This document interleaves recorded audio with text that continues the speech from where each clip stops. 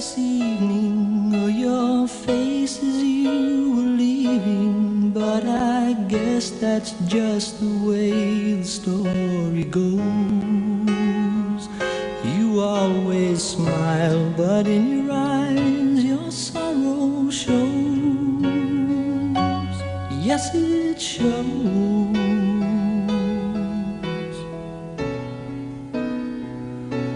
No, I can't forget tomorrow when I think of all my sorrow. Well, I had you there, but then I let you go. And now it's only fair that I should let you know what you should know.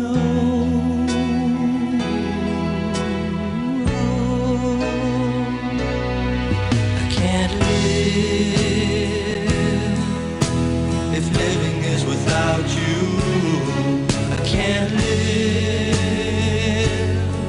I can't give anymore. I can't live. If living is without you, I can't give. I can't give anymore. Oh, I can't live if living is without you. Do not check your calendars. It is not Friday. It is, however, Tuesday, disguised as a Monday.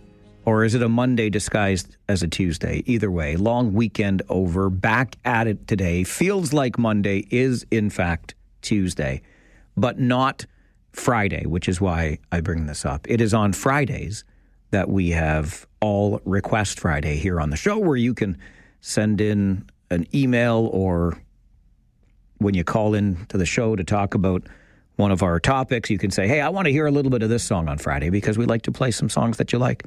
But this was also a request to start our Tuesday show. Our buddy Phil, who listens faithfully from the festival city of Stratford, said, Mike, via email to mike@570news.com. As a lifelong Toronto Maple Leafs fan, this song best depicts the motley Leafs Nation fans, in my humble opinion. Can you please play Without You by Nilsson to start your show on Tuesday as a counter to the mental anguish that is now being experienced?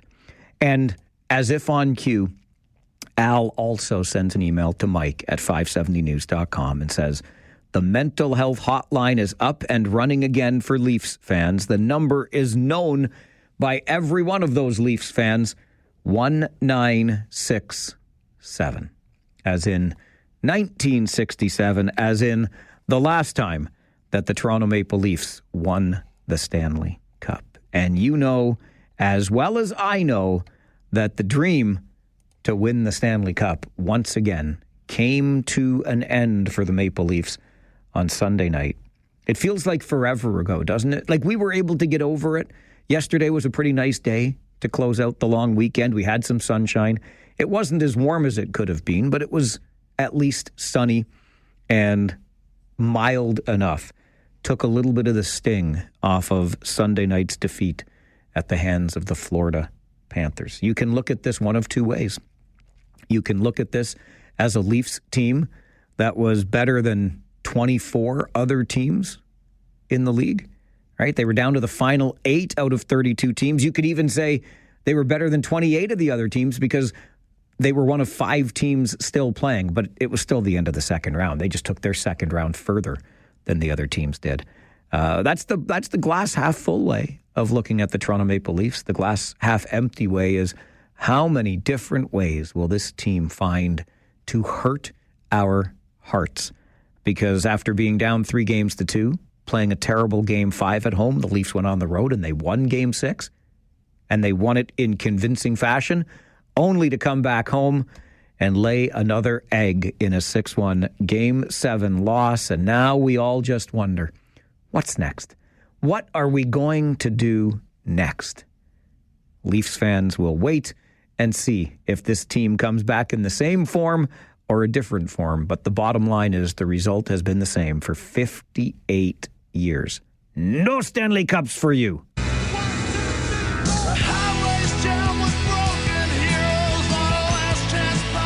All right, let's get to your Farwell Show 5 for this Tuesday morning. Number 1, Kitchener's Victoria Park expected to reopen today after a temporary closure late last night. The city announced the closure just before midnight, which is right around the time we were hearing about large crowds with fireworks being shot at people. Number 2, a pair of Kitchener high schools that were shut down due to the measles last week are back open today. Both Eastwood Collegiate and St. Mary's were shut down late last week due to confirmed cases of the measles at both schools. Public health officials working with both the public and Catholic school boards through the long weekend to get hundreds of vaccination records up to date. They have now deemed it safe for students and staff to return to in-person learning. Number 3 on your Farwell Show 5 this Tuesday morning. The end of the consumer carbon price at the start of April drove inflation down sharply, but there were signs of pressure building at the grocery store last month. StatsCan says the annual inflation rate was 1.7% in April, down from 2.3% in March. The agency says gasoline prices fell 18.1% year over year, thanks mostly to the federal government striking the consumer carbon price at the start of April.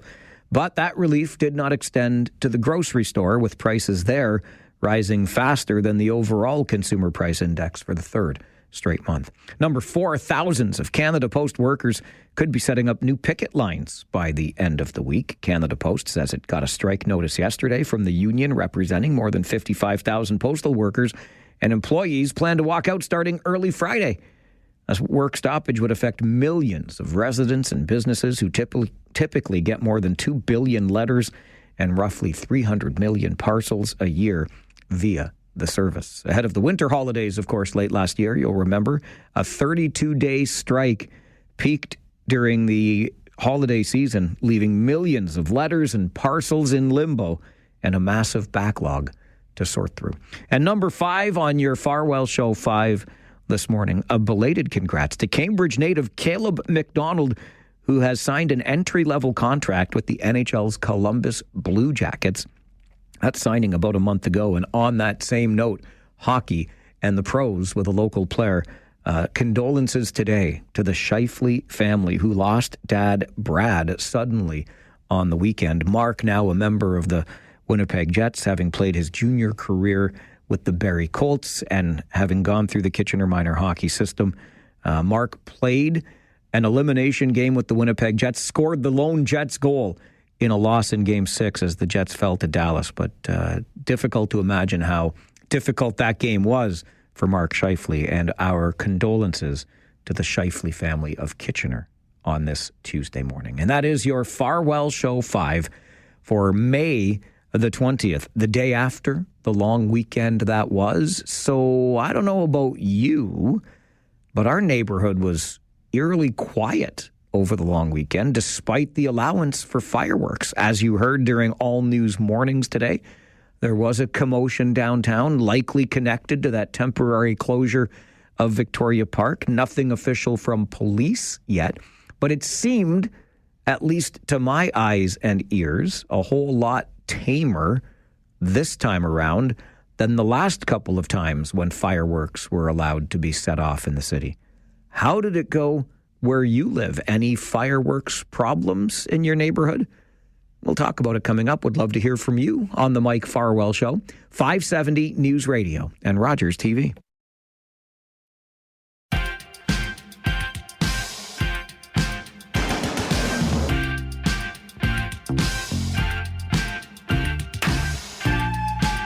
I received an email this morning from Dennis to Mike at 570news.com.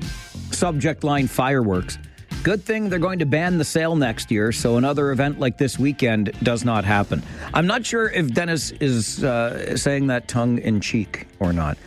We heard nary a pop. I mean, there were a couple of little sounds on Sunday night, the day before the fireworks were allowed. And as you heard this morning during All News Mornings with Mark Douglas and Christine Clark, there were some large crowds reported, and we had the video to support it. In downtown Kitchener, in the Charles and Gaukel area, and fireworks were being set off in the midst of that crowd, people kind of running away from that. Nothing that we have heard of that comes even close to the mayhem that we saw on a couple of occasions last year. And I'm on record as saying I don't think that the ban on the sale of fireworks that both Waterloo and Kitchener councils are moving forward with implementing are going to have any effect whatsoever. These are just people misbehaving with fireworks. And whether you ban their sale in the cities or not, they'll find a way to get the fireworks if they want. And if they want to misbehave with them, they're going to misbehave with them. I'm not endorsing it by any means. I'm just saying I think the ban is rather toothless and unnecessarily punishes people who use fireworks responsibly or small businesses who try to sell them and make some money. What was it like in your neighborhood last night? 519-570-2545, star 570, 1-800-570-5715. Paul, good morning. Morning, Mike. I just wanted to let you know what happened in my neighborhood last night. It was about 11:30 at night when a group started setting some off. Thankfully, it didn't last too long because I have my grandkids living with us. They were obviously in bed. The night before, though, was like Sunday night into Monday morning was 4:05 a.m. And somebody let off quite a bundle. I didn't time it. I was half asleep and obviously woke me up. But it was probably went on for about, I'd say, a minute and a half, maybe 2 minutes, which doesn't seem like a long time. But when it's the middle of the night and you stand there and listen to it for that long, it was pretty substantial. I phoned in and apparently they were doing it up at the Sunrise Plaza. And then this appeared to be around the corner of Westmount and Ottawa is where it kind of seemed like it was coming from my perspective. So somebody was out fooling around Sunday night. Paul, appreciate that update, and I'm sorry that it had to happen. I can imagine how long that couple of minutes feels at that time of the day / night. But and of course, this is the thing, right? You call by law to report it, or you call a non-emergency line, perhaps, to regional police to report the disturbance. And by the time anyone gets anywhere near the area where the disturbance was reported, if it was a fireworks-related disturbance, the people who set off the fireworks at 4 o'clock in the morning have long since vacated the area. So it becomes awfully difficult to lay any sort of charge or enact any sort of consequence for the action. What we can just continue hoping for, I would think, is that we have a little more respect for our neighbors. It fascinates me, the world that we live in today. I remember a day when neighborhoods would gather, the parents would pool their money to get a big collection of fireworks. We could go over to the schoolyard. I think it was legal. If it wasn't, we just did it anyway. But we went over there, and as a neighborhood, dozens of family members, kids out watching the fireworks display, all at an appropriate time, in an appropriate place, under the supervision of adults, and ho-hum, life went on. It seems as though we lack some of those common courtesies these days. The phrase, "this is why we can't have nice things," comes to mind.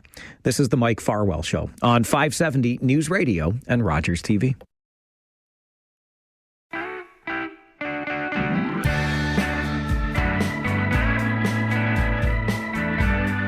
As you no doubt know, and as we already alluded to at the beginning of the show today, another season has come to an end for the Toronto Maple Leafs, and it's another season without a Stanley Cup to show for it. Even Mother Nature is trolling Leafs fans.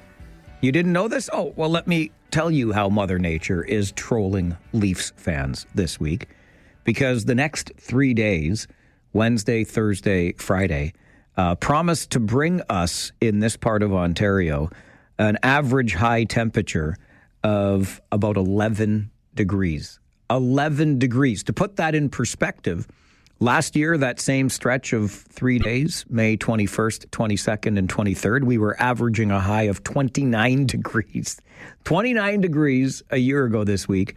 But for the next 3 days, our average high will be around 11 degrees. And to find the last time we had a 3-day late-ish May stretch of around 11 degrees temperature-wise? 1967. As in the last time that the Leafs won the Stanley Cup. On Thursday, with forecast highs in the single digits, you have to go back to May the 22nd in 1967 to find a day that averaged only 9 degrees, a single digit for a high temperature in late-ish May. Not since 1967. Hey, Mother Nature, you got this wrong. The Leafs did not win the Stanley Cup. That's when hell is supposed to freeze over. Right now, Leafs fans are living their own personal hell, and it's going to freeze over for the next few days. But fear not. After Friday, things are going to start improving, and that's a good thing because we have a couple of nice public events for you to participate in this weekend for the Farwell for Hire fundraising campaign. On Saturday, which is the 24th, from 12:30 until 3 at Kitchener Fire Headquarters on Strasburg Road, the Kitchener Fire Department and their Firefighters Association are supporting us in helping with a car wash. So bring your dirty vehicle to Fire Headquarters on Strasburg Road Saturday between 12:30 and 3, and we're going to make that car spick and span for you, okay? Just the outsides. We're not doing the insides, but bring it on by, and it's by donation to Farwell for Hire. And then on Sunday at the Lab, Street Eats, great little restaurant in downtown Kitchener on Victoria Street South, not far from Victoria and Charles. You can join us there on Sunday from noon until 3 for a great old big community barbecue. You are going to get some of the best Sammys that you've ever had, and we're going to do it all in support of cystic fibrosis research and the Farwell for Hire fundraising campaign. So it's Saturday, a car wash at Kitchener Fire, and then on Sunday at the Lab, Street Eats, the restaurant in downtown Kitchener. We're going to have a barbecue. You can come out. You can enjoy some food, you can get your car washed, and you can help us raise money for cystic fibrosis research. I'm going to send you right now to the 570 News Center for an update, and then the fight for farmland apparently is not over. We'll talk about how that fight will continue next on the Mike Farwell Show. 570 News Radio and Rogers TV.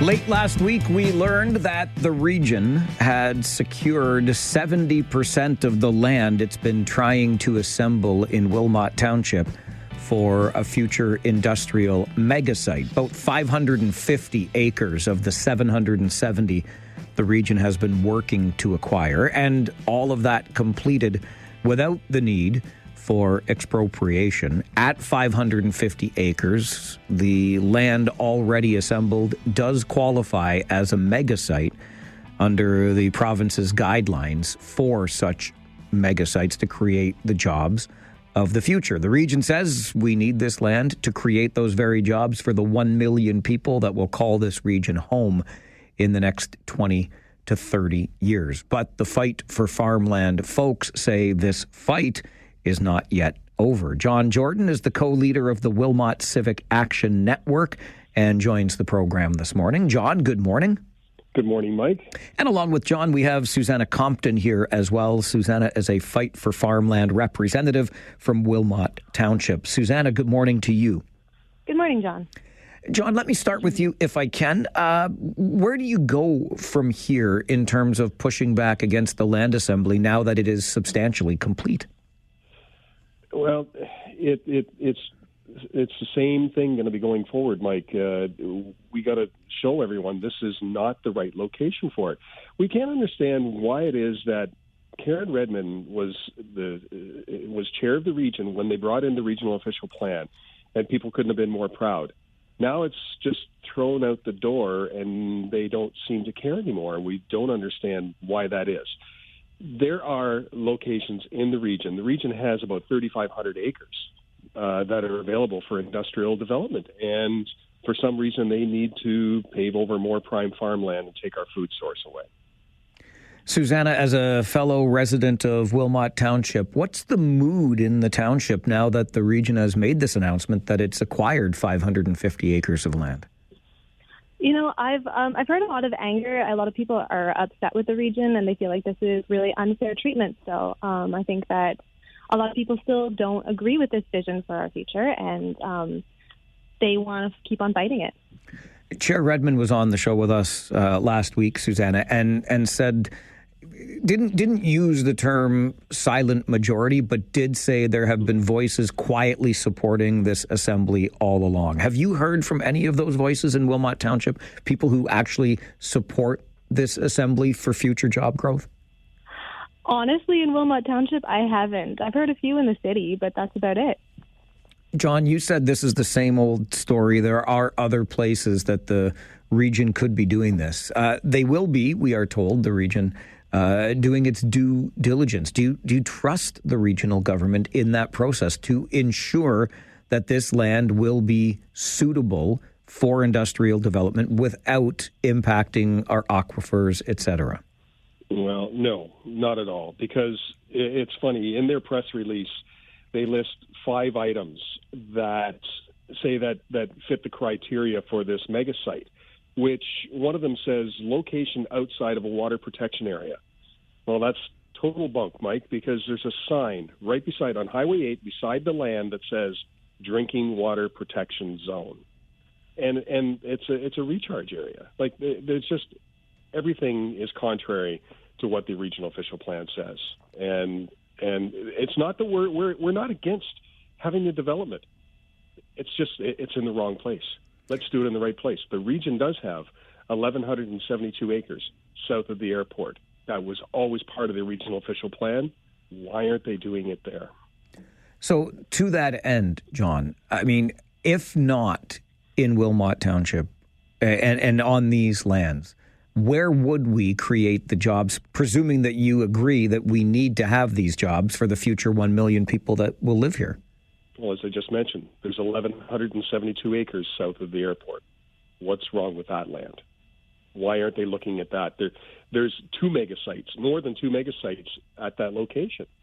And the other thing is that nobody's talking about remediation. Why aren't we looking at some of the sites that could be remediated to fulfill this need? That does cost a little bit more potentially, but it's also going to give us a greener future and something that we say we're striving towards. And of course, there is the conversation around what makes this site, this particular area, a best choice, ticking all the boxes, the access to hydro, for example, transportation networks, et cetera. Do those boxes get checked on your end, John? No. There are 44 criteria, according to the province, that a site needs to meet in order to become an industrial site or a development. This site only ticks 7 of 44 boxes. That is not a winner. So where do we go from here? Fight for Farmland says this fight is in no way over. What are the next steps then, since the region has acquired this much land? We still have to we have to lobby the politicians. We have to, like, there's this is so much bigger than exactly what this site is, Mike. In that, if you remember that the township of Wilmot opened up hundreds of acres between New Hamburg and Baden, which they don't have the water and wastewater capacity to fill that all with housing without having something else there in order to bring in the necessary infrastructure to be able to support that. And vice versa, the industrial land can't support it without all the housing and the people to live there for the jobs too. It's much bigger than just this 770 acres. So is this a community then that is saying it doesn't want to grow beyond its current size? Well, their growth, yes, but responsible. We need it to be responsible. What they're doing here, we're going to be Miltonized. That's the term I gave it anyway. In that, if you remember Milton about 25 or 30 years ago, it looked more like Wilmot. Wilmot now is going to turn into Milton. It's going to be sprawl. It's going to be industry. People moved here because they wanted to get away from that. I just spoke to a lady last week that lives in Mannheim. She moved here from Milton because she wanted to get away from it. And now it's going to turn into Milton. Susanna, how does that Miltonized description land with you? I mean, it's shocking. It's always shocking to hear that because this is farmland, and I grew up on a farm across the road from this land assembly. So it does not sit well with me. I'm not interested in that being part of our future. In the immediate, we're continuing with our delegations at regional council and at township council. So tomorrow is regional council, and we'll be there like we always are.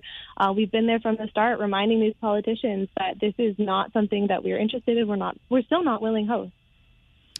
Susanna, John, I appreciate your time on the show this morning. Thank you very much for being here. Thanks for having us, Mike.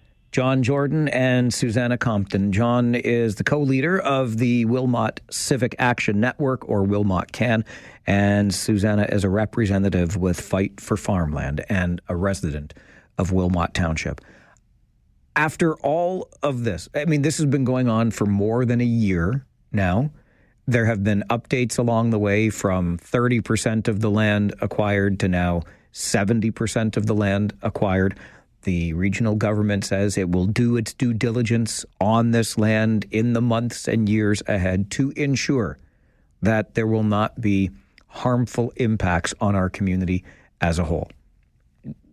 Either you trust that, I suppose, or you don't.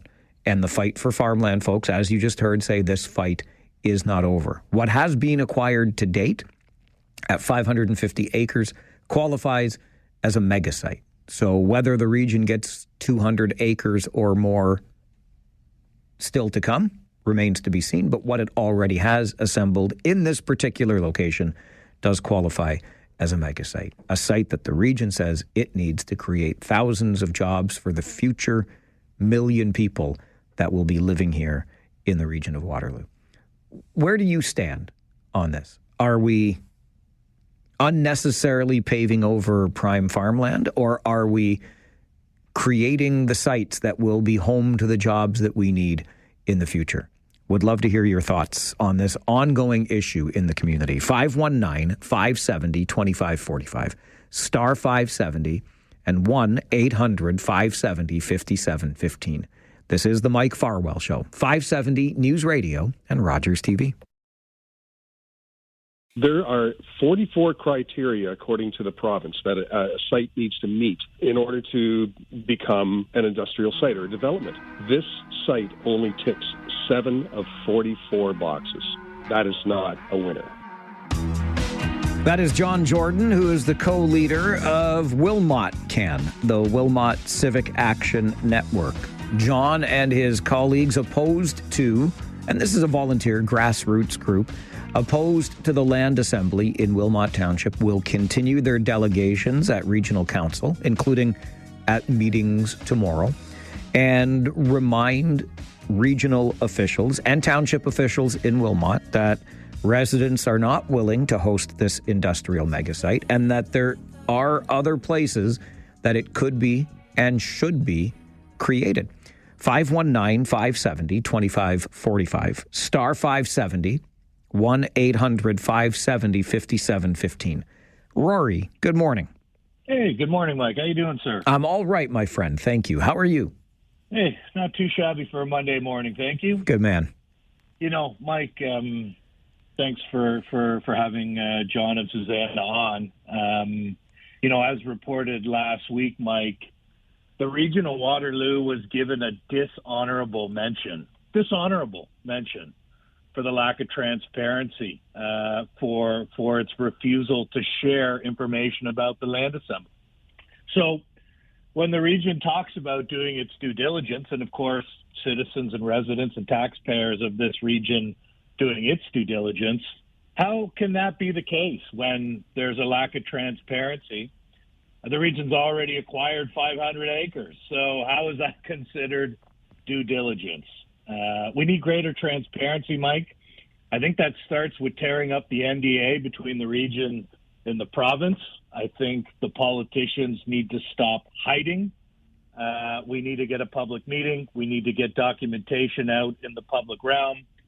And, you know, the cat's out of the bag now, Mike, so I'm not sure why things continue to be done to the level of secrecy that there is right now. But, you know, certainly with the NDA getting removed, we can take things from there. So what do you think removing the NDA would would shine a light on, Rory, because look, I get where you're coming from, and you're not wrong about the grade that the region was given for its lack of transparency. But we knew this land was being assembled. We knew that the region wanted to acquire it. We know that they want to do it for a mega site.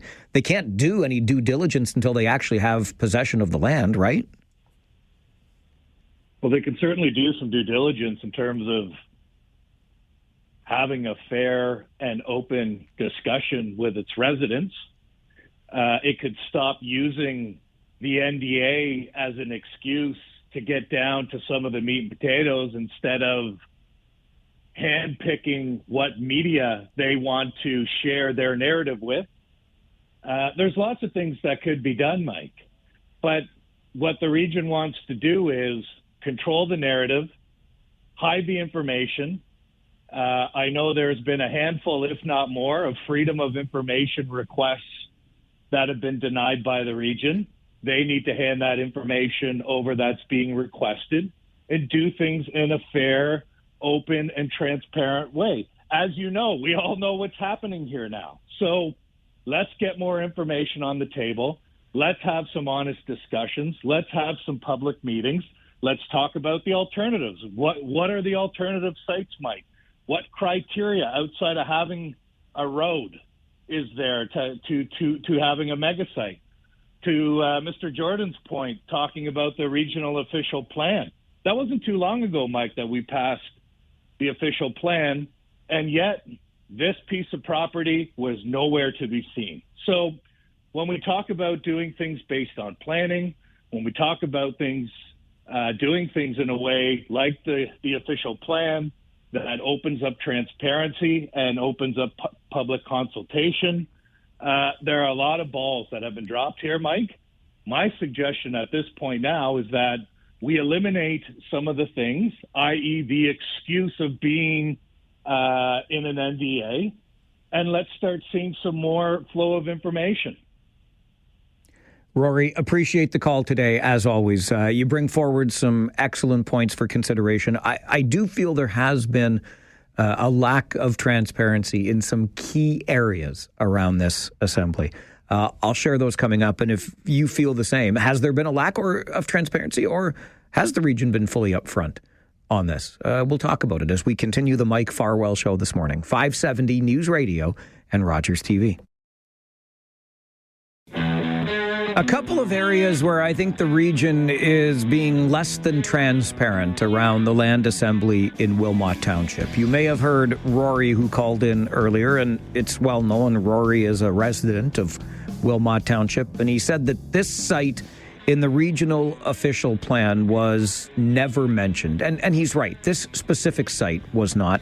The region is kind of hiding behind some vague language in the regional official plan that says large acreage sites for such mega sites cannot be met within the urban boundary. That is part of the official plan. So the region points to that language saying this is in keeping with the official plan because the official plan says large acreage sites cannot be met within the urban boundary, the existing urban boundary. So while this site was not mentioned specifically, the language in the regional official plan does allow for something like this. Another area where I believe we need more transparency is in the cost of this. It's pretty evident that the province is bankrolling it, but it's still public money. Our tax dollars are being used to bankroll this assembly. And what happens from here, we should know the amounts so we can determine if we're getting good value, good return on our investment, right?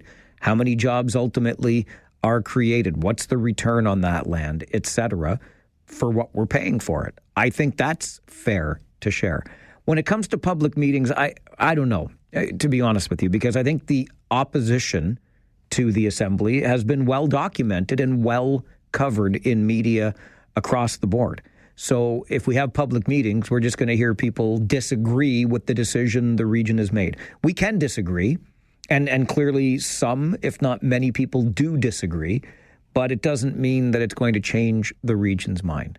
The other thing that lacked in transparency was the way the region shared this information with the media. And I talked about that last week, but they're doing it the wrong way, and it does seem like they're trying to control the narrative. Let's get one more call in before our 10 o'clock update. Joe, I got about 40 seconds. Okay, Mike, where are they going to put this? I don't hear any answers as to what the alternative is. Wherever you go, it's going to piss off somebody else. Yeah. Where are you going to go where there isn't water? There's water everywhere. And so, like, what are you going to? Who are you going to lobby? They say, oh, we need to lobby the politicians. Who are you going to lobby? The Ford government? Like, get real.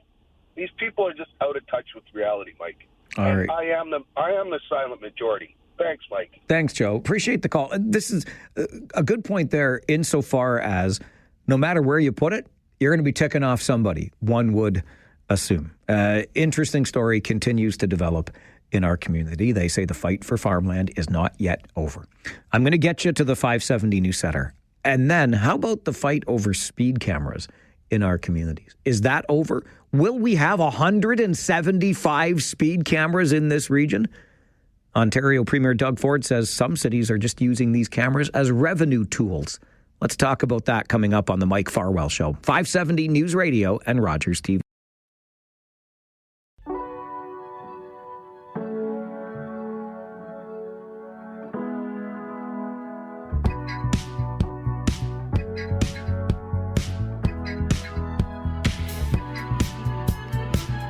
We have spent a fair deal of time talking on this show about speed cameras. Automated speed enforcement, ASE, is the fancy language they like to use around these here parts in the region of Waterloo. Dress up the language however you want to dress it up. It's photo radar. And it's got folks pretty frustrated here in the region. And just think of other communities. How about Wellington County, where there's been an estimated $4.5 million generated in just the first 3 months of operation. About $1.5 million of those dollars end up in the county's coffers. And the county estimated that for the entire year, it would generate $1 million. So the anticipation was $1 million for the year, and it receives $1.5 million in the first quarter. Like, let that sink in. So these cameras have really caught our attention. Are they slowing us down? Some data suggests yes, they are. Are they ticking us off? Most data suggests absolutely so. And maybe, just maybe, our frustrations with speed cameras have reached the Premier's office at Queen's Park, because this is what Ontario Premier Doug Ford had to say about the speed cameras at a media conference last week. Not everyone, but the city's using it as a revenue source, and it's a little unfair. They hide them all over the place, and if you're going 10 kilometers an hour over, you're getting dinged. So it's a real revenue opposed to safety. I always want to make sure I differentiate between school zones. Everyone should be crawling through a school zone, but they're putting them all over the place, and they're creating endless amounts of money, and people aren't too happy when they get dinged for 10 kilometers over or 5 kilometers over. It's a revenue tool. So all we're saying is not to take them away. I don't like them, but let's put signs up. The whole purpose of a radar trap is to slow people down. So let's slow people down by putting big signs that there's a radar ahead. A big sign that says radar ahead. Mr. Premier, with respect, please no, absolutely not with the signs. We have enough signs. And I know that you have seen the signs around this region where municipal speed enforcement in effect or coming soon. The signage, I think, is adequate, if not overdone. We have too many signs in too many places. We've talked about that too. But the idea that these cameras are being used as a revenue tool for municipalities really struck me. That's a nice way of saying cash grab, right? And how many times have we talked about it in this region specifically?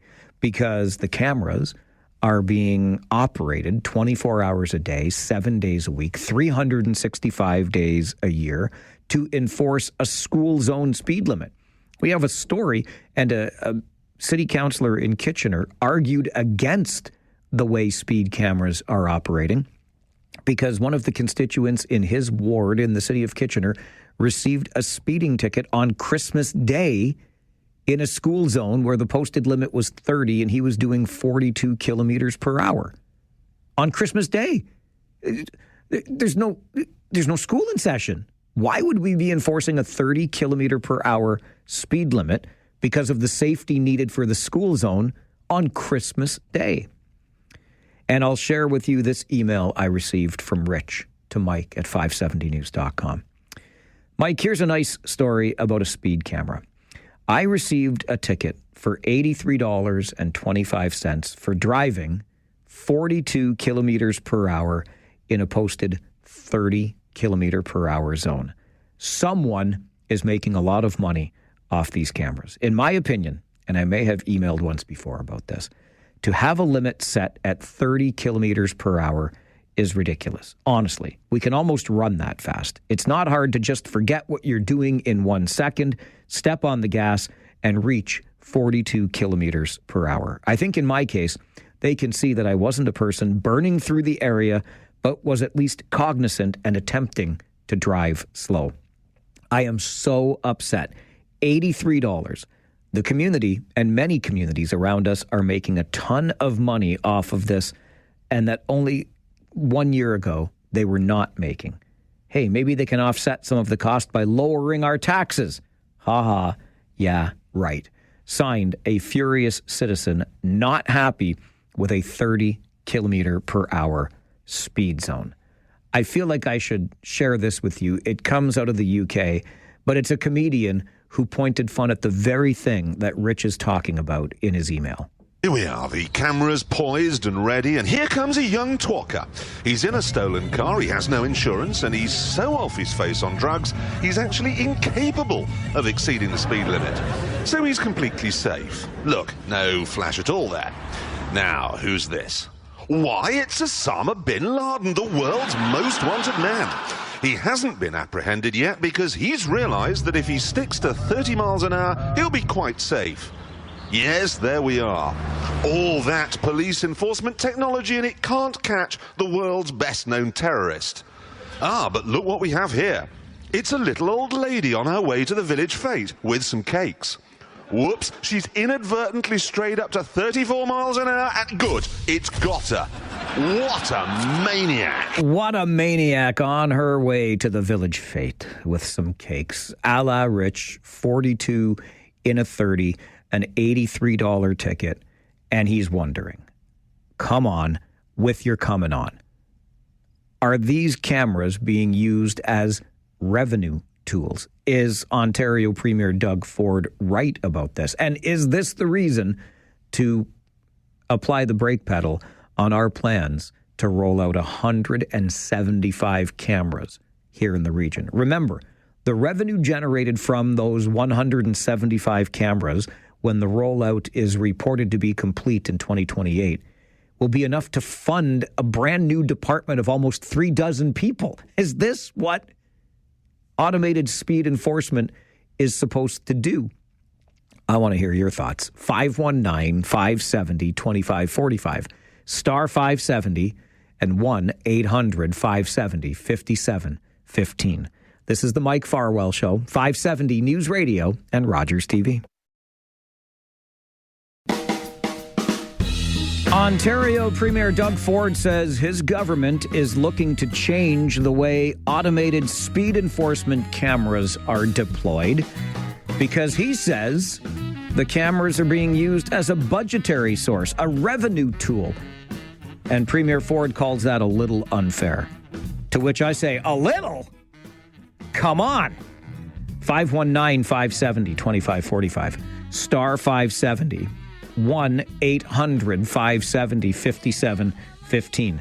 I will not say revenue tool. I will say cash grab, because that's what it is, and we call things what they are on this show. Let's go to the phones, hear from you. Paul, good morning. Boy, the things you will do to avoid eating a shoe. Come on. Paul, you know I'm right this time. Give me a break. Yeah, there's no question about that. But, older people might remember...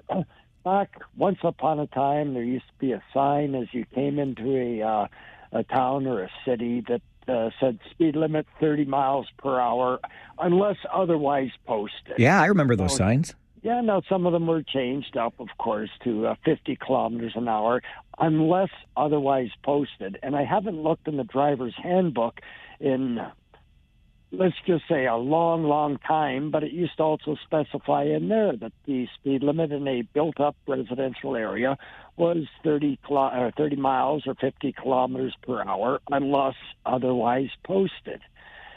So I got a couple of questions here. A street not too far from me. At one end, at one intersection, there's a sign that says speed limit. I can't remember. It's 30 when lights are flashing. And at the other end, there's another one going the other direction that says speed limit 30 when lights are flashing. So my question is, as I drive down to the end of my street and turn right, what is the speed limit? Because the lights that are flashing are down a block and a half to the left. So it should be 50 until you get to the sign that says 30, but only if the lights are flashing, whereby it should still be 50. Yeah, but the sign that's with the flashing lights is, let's just say, downstream. I'm traveling upstream. When I turn onto this street, off of my street, there is no indication as to whether or not the lights are flashing. And there are several cross streets along the way. So when I turn onto that street, it is 50 kilometers an hour because there is no lights flashing that are visible to me. Would that seem legitimate? That seems legitimate. Okay, so anybody coming up from another block down the street, their speed limit is 30. My speed limit is 50. Paul, okay. So bottom line is we agree that this is a cash grab, right? Oh, yeah. Okay. I got to get to some other callers. Yeah, okay, one other quick question. Okay. And you've got two signs, one that says speed limit is 50 and the other says speed limit is 40, and they're side by side all the ways down the street. What's the speed limit? The lower one. Always go with the lower one. Why? The big sign says speed limit is 50. All right, well, you asked, I answered. The bottom line is I don't want any more signs. The signs, we're already overdone with the signs, but can we please stop with the cash grabbing with the speed cameras? How about that? Ibrahim, good morning. Good morning, Mike. How are you doing? Good, thank you. Good. I got one of those tickets. The set price. How fast were you going? What was the speed? In 30, I think 40, 44, I was going. Okay, 44 in a 30. Yeah, a school zone. Then it said set price $80, and then plus $20 the victims. Victim surcharge. Victim surcharge. That means if there were the pedestrians I hit, I don't know. What does that mean? Yeah, it means because you made it unsafe, you see? So the victims are the people that you might have put in danger. Okay. That money, the victim surcharge goes right to the province, by the way. Okay.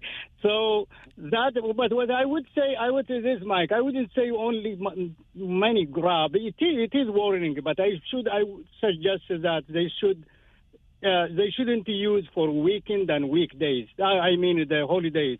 That's what. The other thing is also when you're turning from highway, they put it in the corner highway, 40 kilometers. So if I want to try to turning right to the highway, 40 kilometers down, with someone behind me coming fast, it will hit me. So that thing is they shouldn't put their camera because it will be unsafe, in my opinion. All right, Ibrahim, I understand. And listen, I'm with you. Weeknights, weekends, school holidays, summer break, stop with the 30 kilometer per hour school zone, safety zone. School's not in. Stop it. Unless you're trying to grab cash. Francis, good morning. Good morning, Mike. Thanks for taking my call. I don't know how to go about this, like with these school zones and the whole business. People are so ticked off with everything that's going on, road closures, the whole business, that it's just one more thing to really get people revved up. Like, let's use some brains. It would be really nice. Like, we hear all the different things of youth stealing this, stealing that. They have no respect at all for anybody. And these are the people that we're supposed to be protecting. And the other thing is, I know you're going to live a long time because, like you said, you want to see the day that when the Leafs win. Thank you, Francis. I hope I do. But I hope I also didn't misinterpret what you were saying, that these youngins are such a burden on society. We should run them down with our cars. Come on now. We don't want to be advocating that. But we do want to get some sense installed with the photo radar systems. These should not be used as revenue generation tools, period, full stop. Enough with the 24-hour, 7-day-a-week, 365-day enforcement of school zone speed limits. Put up a sign that says when lights flashing, when school is in, fine. But make it clear so that we all know the rules of engagement here, and you're not just reaching into our pockets to generate revenue that will fund a department of almost 36 people. Is that what we're trying to do? Because of the sins of our lead feet? Fund 36 people to work for our regional government in the Automated Speed Enforcement Processing Center? Come on with your coming on. This is the Mike Farwell Show, 570 News Radio and Rogers TV.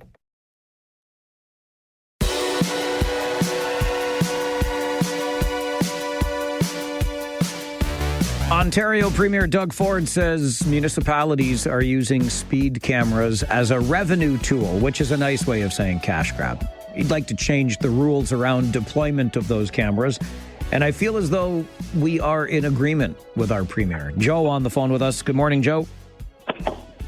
Hi, Mike. Can you hear me? Yes, I can now.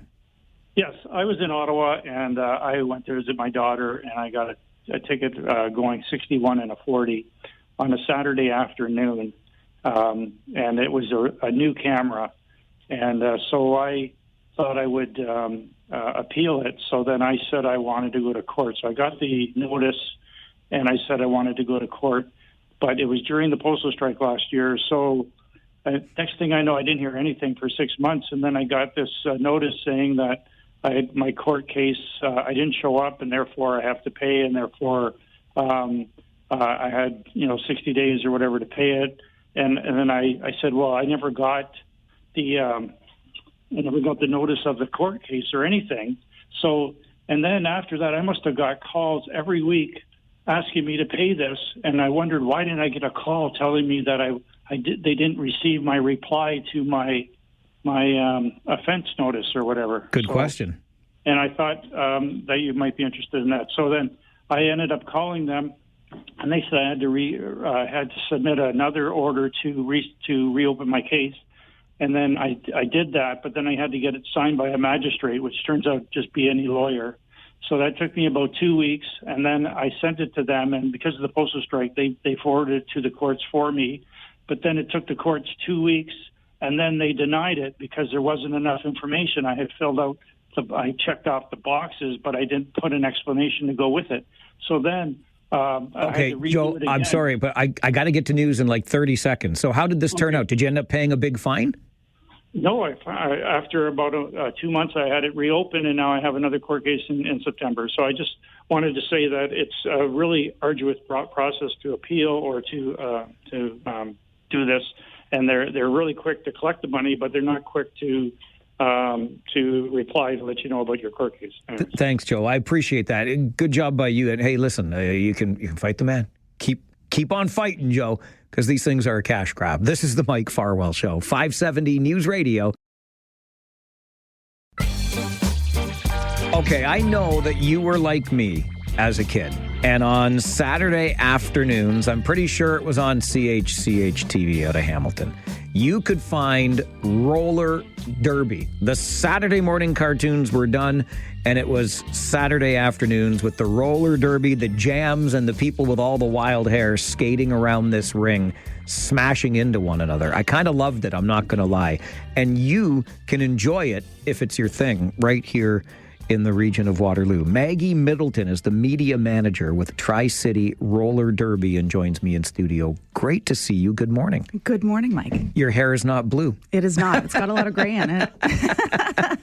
So what you're telling me, Maggie, is that the stuff that I watched and enjoyed so much on TV as a kid is now happening right here in the region. Yeah, it has been happening here in the region for the last 12, 13, actually more than 15 years now.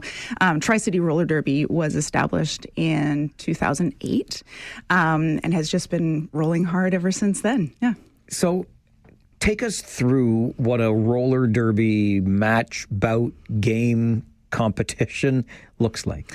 So it's made up of two 30-minute halves, and roller derby is a game of points, just like basketball, just like baseball, etc.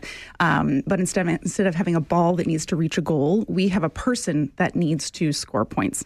And so each team fields a person who the rest of the people on the track are either trying to keep that person from scoring points or help them scoring points all at the same time. And they score those points by passing people from the other team. There's 5 people from each team on the track at any given time. As I recall from watching this as a youngster, Maggie, it seemed like almost anything went to prevent that other player from passing members of your team. Yes. So what we saw on TV when we were kids is very different from modern roller derby. The general premise of the game is very, very similar.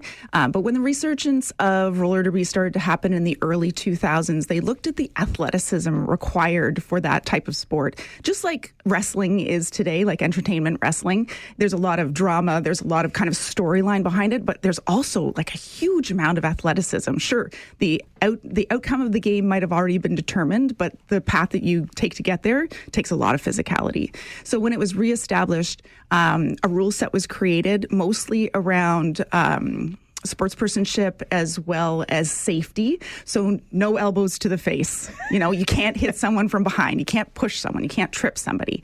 But the physicality of the game is still there in that there's huge hits. This is a full contact sport. Huge hits, huge jumps. Just the level of athleticism is really quite remarkable. It sounds a wee bit on the dangerous side. How many injuries does a roller derby participant sustain? I would say that, injuries, just like any other contact sport like hockey or football or rugby, injuries happen. And so a lot of our work is done to kind of help us prevent injury. We make sure that we have strong ankles. We make sure that we are knowing how to hit people properly so that when you take a hit or give a hit, it's not creating an injury. Concussion protocols are really important in this sport as well. So I would say that you'd be hard-pressed to find a roller derby skater who has not suffered an injury. But once again, it's just like any other contact sport that, you do something weird and you got to sit out for a couple weeks. Equipment besides the roller skates, Maggie, what are you equipped with? We're equipped with helmets, pads for our knees, elbows, and wrists, so like the wrist support guards, and a mouth guard as well to keep our smiles shining. I see you are wearing a Thunder shirt today. So, and are there 3 teams within Tri-City Roller Derby? Yes, we have 3 teams within our league, and that is Storm, which is the team that all of our new skaters go into. So as they're learning the sport, they're graduating out of our foundations program where we teach you to skate, and then we teach you to play roller derby. And some people decide that roller derby isn't for them, and they decide to take an officiating position either on skates or off skates or otherwise volunteer with the team. So that's where people kind of start off here in Tri-City. Then we have 2 competitive teams, and they are Thunder and Lightning. Thunder competes on an international stage. We are 12th in the Northeast region, which basically extends of all of Eastern Canada and down halfway through the United States as well. So it's a huge region. It's a really skilled team. And then Lightning kind of is in the center there. We have some Thunder skaters who play with Lightning. We call some up from Storm, etc. It's a bit of a mix of skaters, but still very competitive. You mentioned that Storm team, Maggie, as for the beginners, people looking to get into the sport. What level of athleticism and or previous experience do they come to the team with? We see a really, really wide range. So when we see a figure skater, former figure skater or former hockey player come in, we're like, yes, because that person's going to be a real quick study. But I think the real story to tell about roller derby is that people often find their athleticism on skates. I've seen people who can, and I'm one of those people, I cannot run fast, but I can skate fast. And it's almost like the skates are the great equalizer. We have people who have come into our league, and I've played with a number of leagues and have seen this kind of universally, who have never played sports before because their body type, potentially they've been told that they don't have a place in sports, etc. But roller derby has a place for everybody and every body as well. And some of those people who have never played sports before end up being an absolute destroyer on the track. So it's pretty remarkable to see the range of people that we have.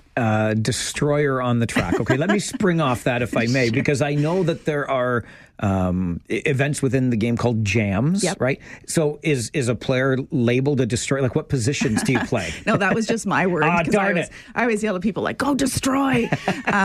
But yeah, so there's two different types of skater that are on the track at any given time. There's the one person who is the point scorer, and they are the jammer. And if you ever come to watch one of our bouts, just look for the person with the star on their helmet. That is the person that you really want to be focusing on, because they're the one who are going to be scoring those points. And then they've got 4 blockers. And those blockers, their job is simultaneously hold back the other team's jammer as well as help our jammer get through. Some teams get a little bit more granular as to, like, one of those blockers might be the person who helps the jammer. They go play offense for the jammer. But a lot of teams, kind of everybody is there to either help their jammer or keep the other jammer back as well. Maggie, I have so many more questions. Can you stay a little bit longer with me? Thing. Yeah. I was hoping you would say that. Maggie Middleton is with us, media manager with Tri-City Roller Derby. You're going to get a chance to see about this weekend in Kitchener. We'll get to that and more as we continue talking roller derby with Maggie Middleton on the Mike Farwell Show this morning. This is 570 News Radio and Rogers TV.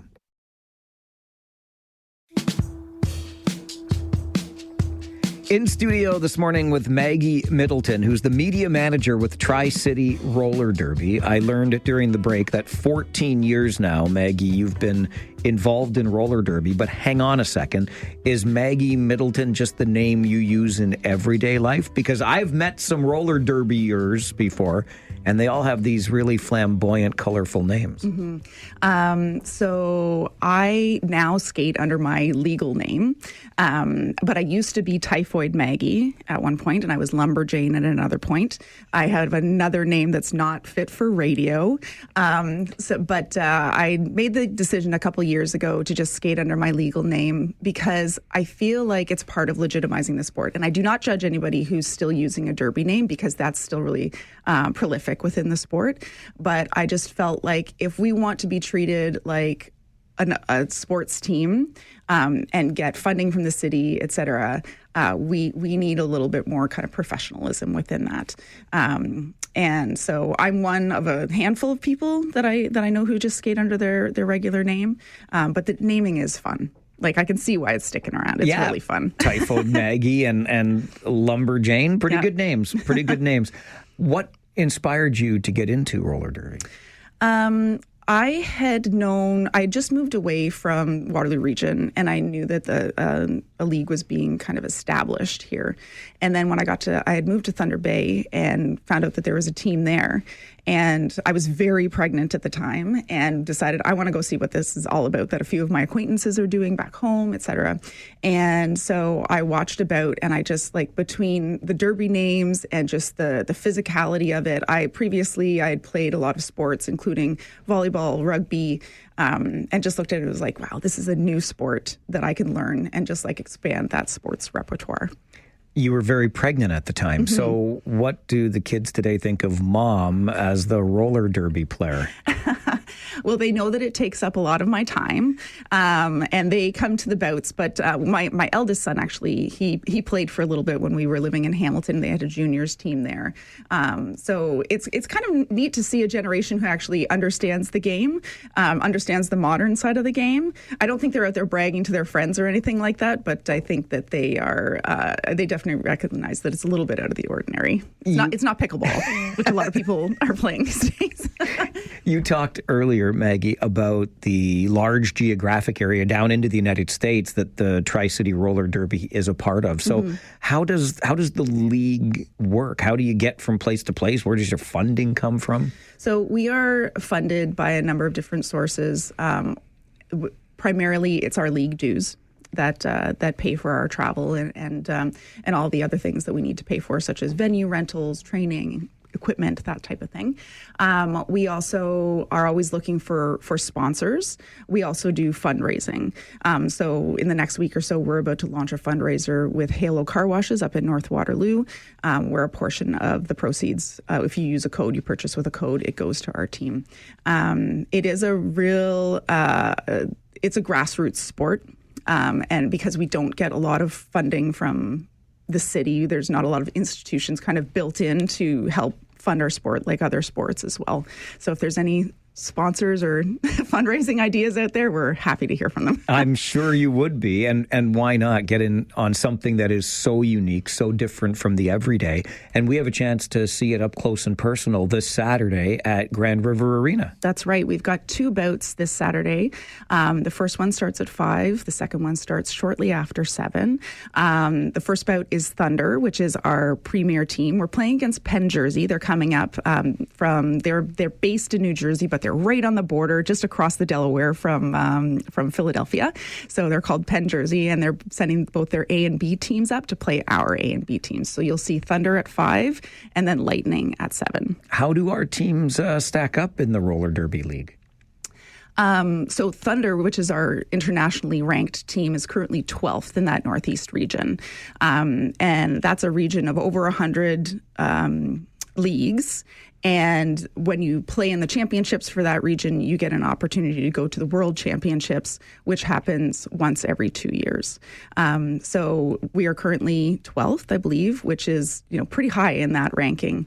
We have a really high ranking team right here in KW that no one knows about. I was going to say, who knew there was like a hotbed of roller derby talent in the region? And we pull, not only is it the region, but the team is so strong that we pull people from Grey Bruce is our farthest kind of north. There's a handful of people from Toronto. There's a bunch of people who come in from Hamilton who want to play a really high level of derby. So they come to Waterloo Region to do that. Have you had a chance to compete at those nationals before? At the Nationals, no, we have not. Actually, there used to be a different structure that allowed that Tri-City did end up kind of making it onto the next round a while back. But since they restructured it just after COVID, we have not gone to the Worlds. But definitely at that regional level, we've been consistently getting there. We will continue to encourage the team forward, the Thunder, the Lightning, and if you're interested in trying, check out the Storm. Where can we find you online? Maybe people looking for more information. Yeah, if you just Google Tri-City Roller Derby, it'll come up. We don't have a full website, but we do have a link tree that has links to all sorts of information about our league. We also are active on all of the social media platforms with the exception of X. Okay. Tri-City Roller Derby it is. Maggie Middleton, the media manager for the league. And check them out Saturday at Grand River against Penn Jersey. Take down those Americans. Let's go. Maggie, this has been great. Really love learning about it. Keep up the great work, and thanks for being here. Thanks for having me, Mike. This is the Mike Farwell Show, 570 News Radio and Rogers TV.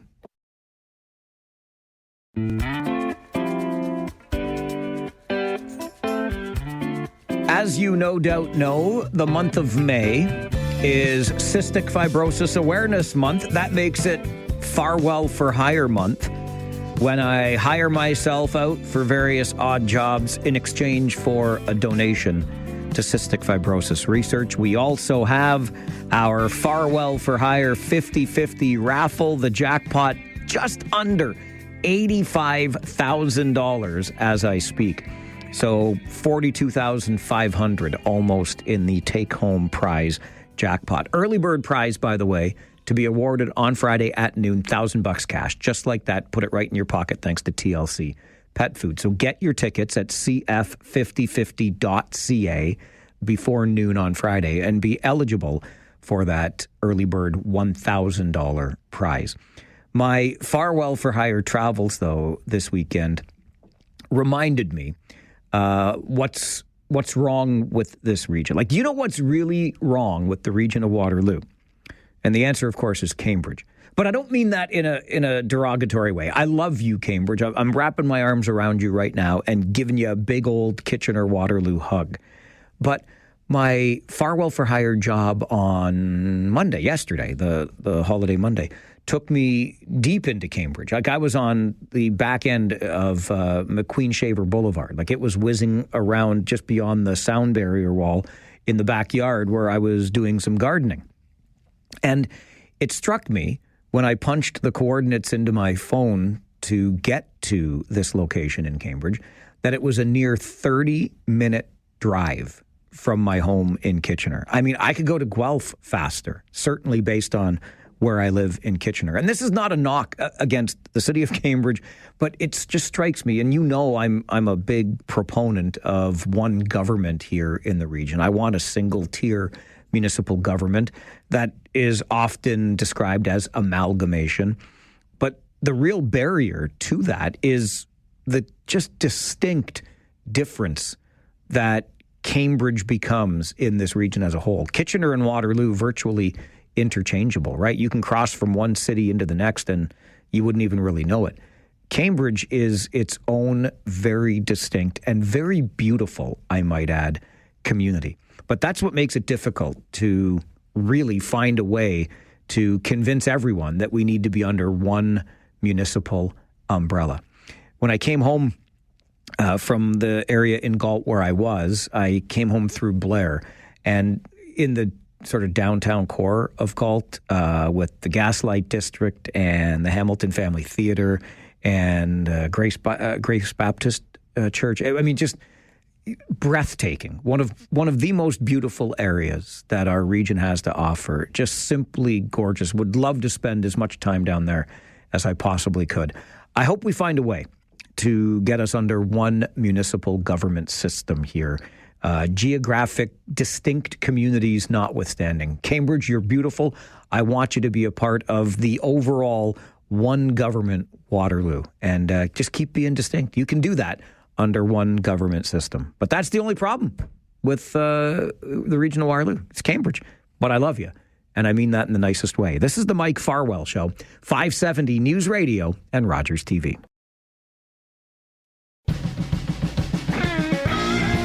Over the last number of days here on the show, we've had the privilege of highlighting organizations in our community that are doing things in really sustainable ways. They were recognized at a more formal event with Sustainable Waterloo Region a couple of weeks ago now, and we've had the chance to profile them on the show in hopes that it is inspiring to you to learn about what's being done and how maybe your organization could do something similar. Tova Davidson is the executive director at Sustainable Waterloo Region and joins the show again this morning. Tova, good morning. Good morning, Mike. I'm kind of sad this is our last one. I know. Where does the time go? We have so much sustainability to celebrate. And yes, this is our last opportunity to do it for this year. For this year. Exactly. Yeah. And I got to say, one of my absolute favorite people, I'm not making this up, Tova, in this entire region, is a fellow by the name of Jeff McIntyre. Now, whatever you do, Tova, don't tell Jeff Mac that I said that about him, because it'll go straight to his head, okay? My lips are sealed. Okay. Oh, wait. The president of the Grand Valley Construction Association, Jeff McIntyre, with us. Mr. McIntyre, how the heck are you, my friend? Fantastic. How are you, sir? I am also fantastic. Thank you very much. A partner of the year recognized at the Evening of Recognition with Sustainable Waterloo Region, Jeff. How difficult is it to incorporate sustainability and sustainability practices into the work that the Grand Valley Construction Association does? That's a good question. It's kind of a loaded question. The first thing we did was we looked inward to say, what do we do? What could we measure? What could we manage on behalf of our own organization? And by joining that group, we decided that this isn't a really good thing, because we can't preach and talk about better if we don't understand if what we're doing. We might be doing it fantastic, but we have to measure and manage it. And then the second piece of the puzzle is it's very complex in the sense that everyone conceptually wants to do better, but it's often difficult sometimes. The right thing to do can be, it has to be balanced by finances, by technology, by motivation, whatever. So we thought we'll do our own thing first and we'll lead by example. And then second, we stepped up in an advisory committee to just understand what would better look like for the entire industry from everyone's perspective with empathy and say, you should do this. No one's really good at mandates. We understand that. So basically it was understanding the opportunities and the challenges they have, and then working collaboratively to get people the appropriate information to make the right decisions. Why are initiatives like this important to you, Jeff? Well, they're very important because the building you build now has a life cycle of, I don't even know how many years. I just came back from 2 weeks in Europe, and we were looking at buildings that were built 500 years ago. So the stuff we're building now has some longevity to it. And if we don't build it right now and or build it with the intent that it is sustainable ready or adaptable or flexible going forward, we're never going to get there. So the old adage, the best time to plant a tree was 100 years ago. The next best time is today. And we've been kind of using that methodology in our learnings and our communication. Tova, from your perspective as the ED at Sustainable Waterloo Region, I deliberately asked Jeff that loaded question about the difficulty in incorporating these types of practices industry-wide, as Jeff points out, because we're talking about an industry that is under incredible pressure right now to do things and do things fast. Like we got to build homes really quickly, et cetera. These buildings have to go up, and to take the time intentionally to incorporate these initiatives, these practices, absolutely matters. What is it about what Grand Valley Construction Association was doing that makes them this partner of the year?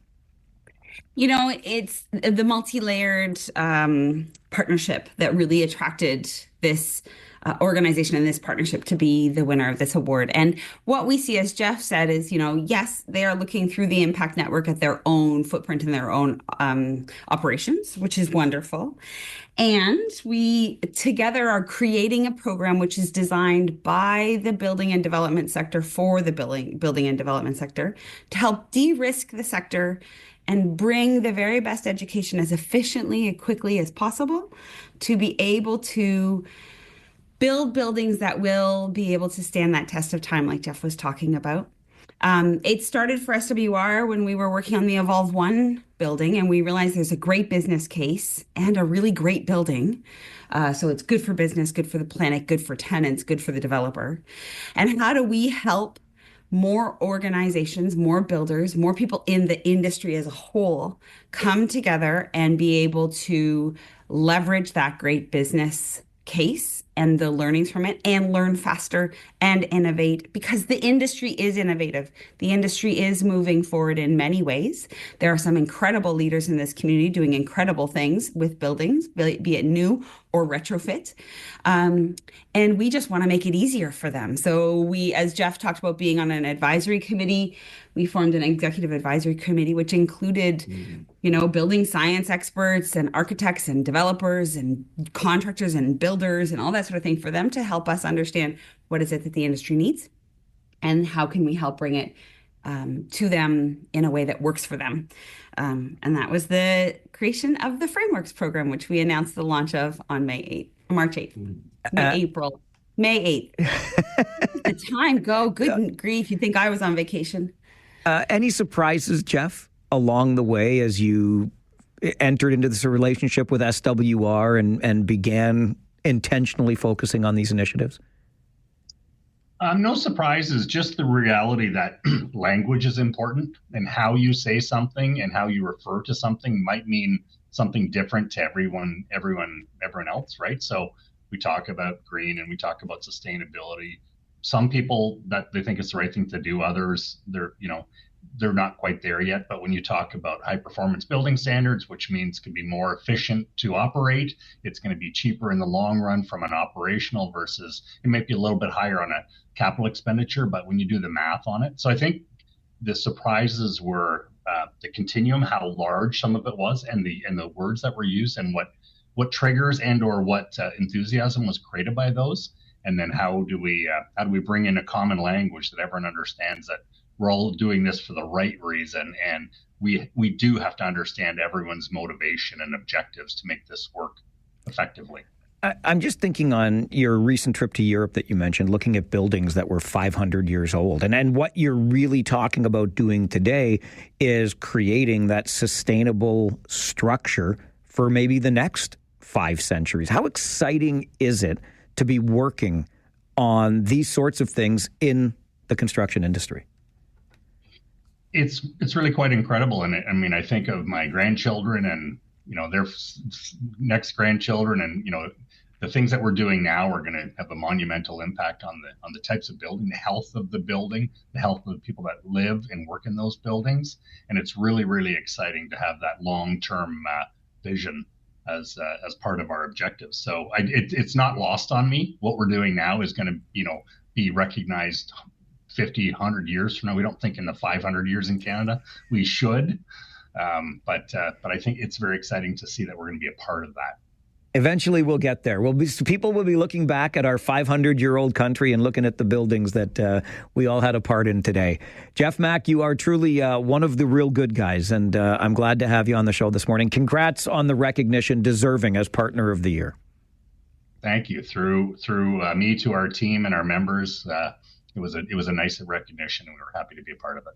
Jeff McIntyre is the president of the Grand Valley Construction Association, recognized as Partner of the Year at the Evening of Recognition with Sustainable Waterloo Region just under 2 weeks ago. Tova Davidson from SWR stays with us as we continue the conversation this morning on the Mike Farwell Show. 570 News Radio and Rogers TV.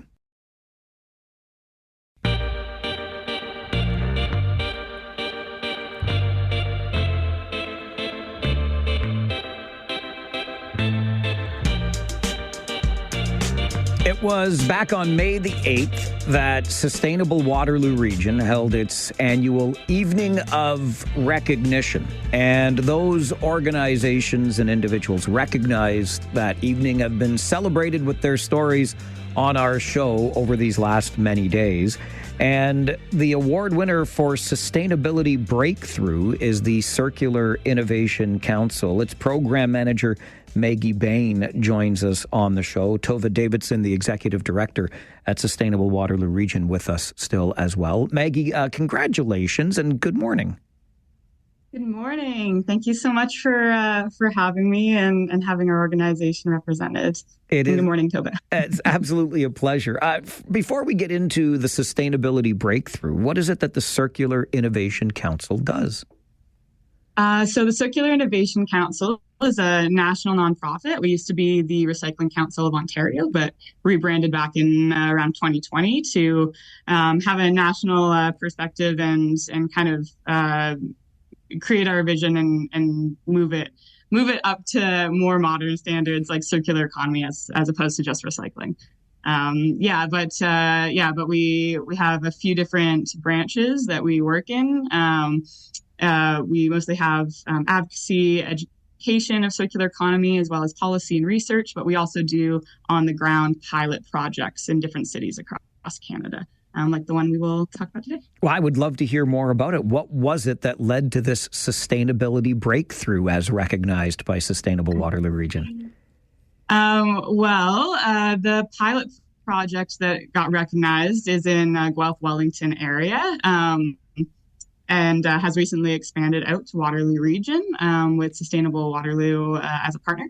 And it's been running for a little over 3 years now. And in that time, the pilot's goal is essentially to help food generating businesses. So everyone from restaurants to hospitals and grocery stores, and small cafes, food processors, whomever, help them divert food and organic materials away from landfill so that material doesn't decompose and create greenhouse gas emissions. Our programs help redirect that food back into the system, either as surplus edible food to be rescued or redistributed to the community, and also as organic waste and organic materials that can be turned into compost or bioenergy. So it recovers valuable resources for inputs back into our food systems in our community. And one of the main goals is to help make food waste diversion and organic waste services more financially and logistically accessible for the ICI sector. So that's the industrial, commercial, institutional sector. But yeah, I think the breakthrough part came from one of our main goals, which was to finally be able to scale it from just the Guelph Wellington area out to the larger region of Waterloo Region. And SWR helped that goal be realized over the last couple of years. So we're really, really excited.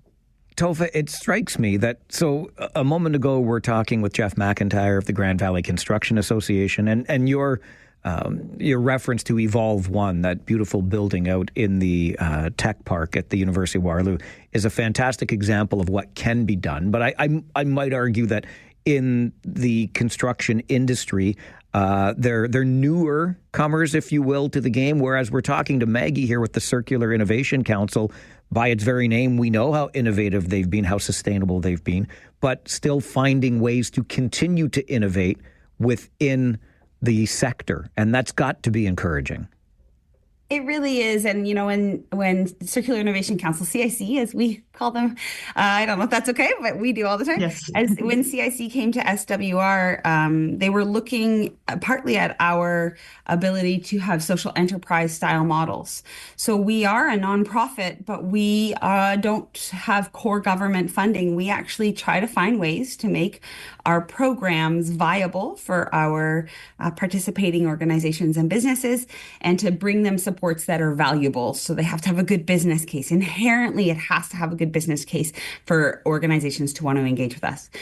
So this pilot, which was not only in Guelph Wellington, they did pilots in other locations in Canada, was funded. And when they came to us, they said, this funding is going to end. We wonder if there would be interest in trying to find a way to transform it into something that is self-sustaining. So that's what we're trying to do. We've launched the program as of early this year and are looking to offer this organics diversion to organizations, including like school boards and retirement homes and food processors and townhouse complexes. And we're looking for the gap where there isn't currently municipal support, and they're not really big enough to have a whole organics program contract with a hauler. So can we help to fill that gap and get that food either to those that need it, or in our case, actually take it to an anaerobic digester now and make renewable natural gas out of it and compost. It's incredible what can be done when we innovate like this. And Maggie, I have to think that the more industrial, larger settings are the most difficult areas to get uptake when it comes to, anything, recycling, organics, you name it. And this is the space you're filling. Yes. Yeah, no, that's a good observation. The not just the larger industrial, but anything within the industrial and commercial, as well as institutional, it's not serviced like the residential sector is. We're really lucky in this region to have a really comprehensive residential composting program.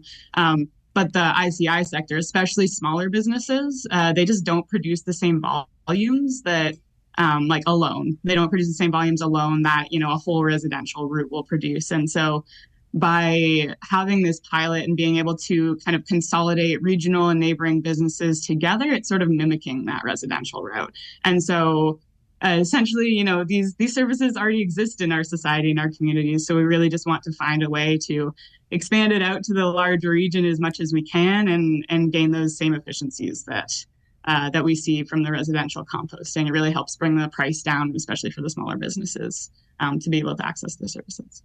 Tova, over the last many days, we've spoken to so many organizations, from the CIC today and the Grand Valley Construction Association, our school board, Air Farmer Mutual Insurance. I mean, you name it, it runs the gamut. And if anybody's been so inspired, how can people partner with Sustainable Waterloo Region to move forward on their own sustainable goals? Well, we're online. We're on social media. They can even just find me. Go to the team page on our website, sustainablewr.ca, and email Tova. It just says email Tova. Email me. Let's talk about it. How can we help? The big change we've seen, Mike, that I hope people have heard over these last days talking to you and bringing these stories out, is that we're seeing sectors now work to try to change, not individual organizations one-on-one. So the construction development industry, the tourism industry, entire entire school boards, all education industry is changing. They're seeing that this is actually a really good, smart way to run their operations. And so we're really grateful to be able to be part of those bigger transformative changes. And if I can just, for 1 second, I promise I'll be quick. I want to give a special shout out to 2 organizations that helped us particularly this year. Wood Rescue, who rescued wood from the pews of First Mennonite Church on King Street. That's what our awards were made from. And Studio Locale, who every year does our year-end report pro bono for us. We could not do it without these 2 incredible organizations. So thank you for humoring me, and thank you so much to them and all of our sponsors. Tova Davidson is the Executive Director at Sustainable Waterloo Region. Maggie Bain, Program Manager with Circular Innovation Council. Congratulations, Maggie, and to you, Tova, and the entire team at SWR. Great stories of sustainability success, and thanks for being here this morning. Thank you so much for having us, Mike. Thanks, Mike. This is the Mike Farwell Show, 570 News Radio and Rogers TV. Let's talk housing, shall we? Are we getting the housing in our communities that we deserve because that's the way the system was set to create the housing?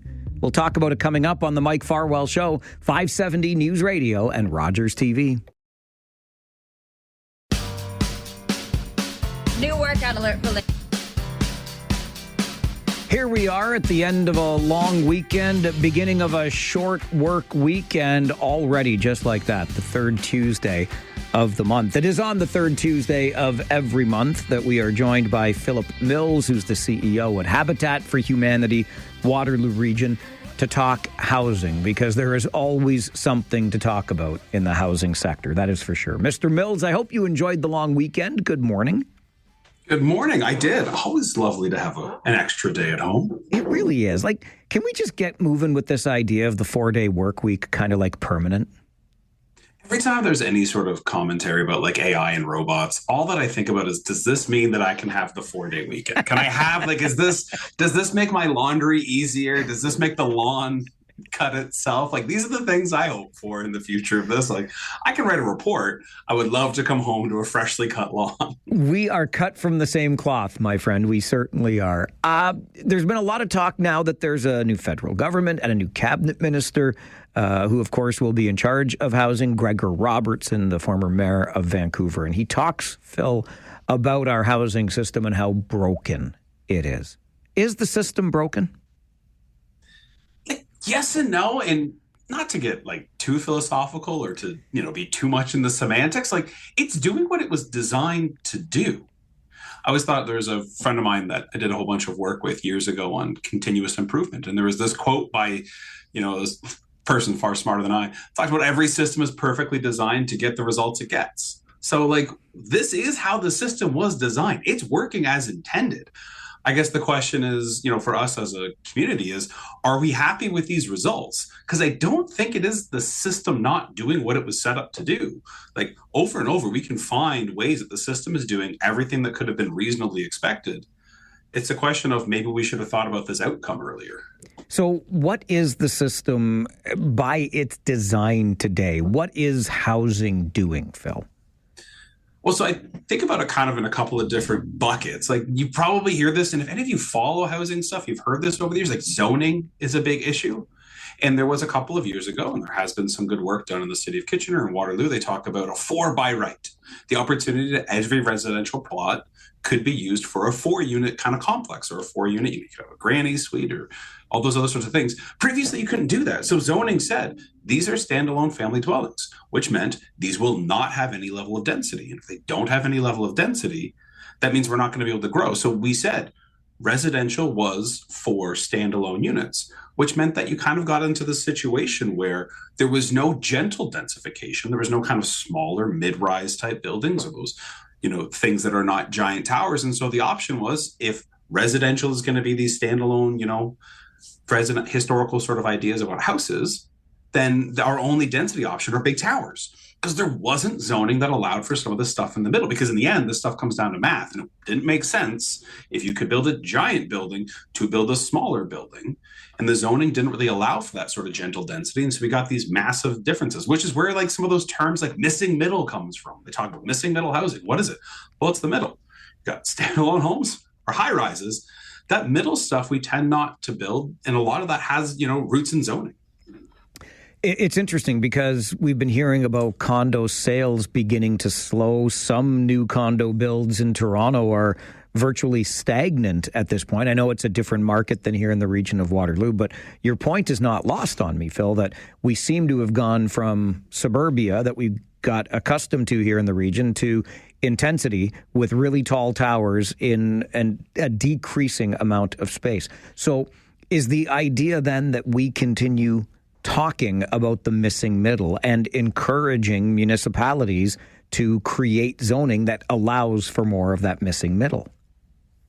I think that would be great. I think the other thing that we have to be mindful of, like the zoning will help, but we also have to be mindful of who the players are involved in this. Like, how does housing come to be? Because we often kind of think of why is this not, that whatever is being built is what the market wants. But in a lot of respects, it's what the system allows the most money to be made for. Because again, developers and folks who are building houses, they're for-profit businesses. They're obligated in most respects to try and make some money. Like, that's their job. They're not, trying to necessarily, as a top line issue, provide communal good. They're trying to figure out how do we build housing, because that's how they make money. And so they do the math to figure out what makes the most sense from math is a really dense, really tall building, 1 bedrooms, studios, maybe a couple of 2 bedrooms, because that's what the math allows for in the zoning processes. That's what the current system allowed for and made sense to build. And that stuff, we see that in a bunch of ways. So they're incentivized. For-profit companies are incentivized to build more dense. And if you look at what the government's involvement is in this work, where they say, hey, we're going to support something different than that, I lament this every time I talk to government. They pay per door. So when I'm building a habitat project, they'll give me funding per door, which means that if I was to build 3 1-bedroom units, I would get more funding than building 2 3-bedroom units or something like whatever the numbers are. More doors is more funding, which means more density, smaller units, actually gets me more government funding. So when I talk about the system creating what we see, why do we see smaller units? Why do we see less family style stuff? Why do we see bigger towers? Because the system is saying that's where you go. Whether it be the government saying we'll fund you more if you build smaller units, or it be the private sector saying this is the way we maximize profits, which is their role. Like, that's part of their role in this. They're not supposed to be doing that. That's why you have government intervention. That's why you have not-for-profits. But when the government intervention is pushing smaller, smaller units and more of them at density, and the money lines up that way for-profits, we have this missing middle where does a family live now? How do they buy a house? How can they afford anything? Well, none of the system is set up to ensure that there is something for families anymore. And it strikes me then, Phil, as we look at the issue through this lens, that the housing we have got is directly a result of the system that we have created. It's probably then time to redesign the system. Certainly hope so. Like, that's where this has, if we're unhappy with the outcome we're getting, that's, again, we'll go back to saying we need to fix the system. And I think that's looking at things.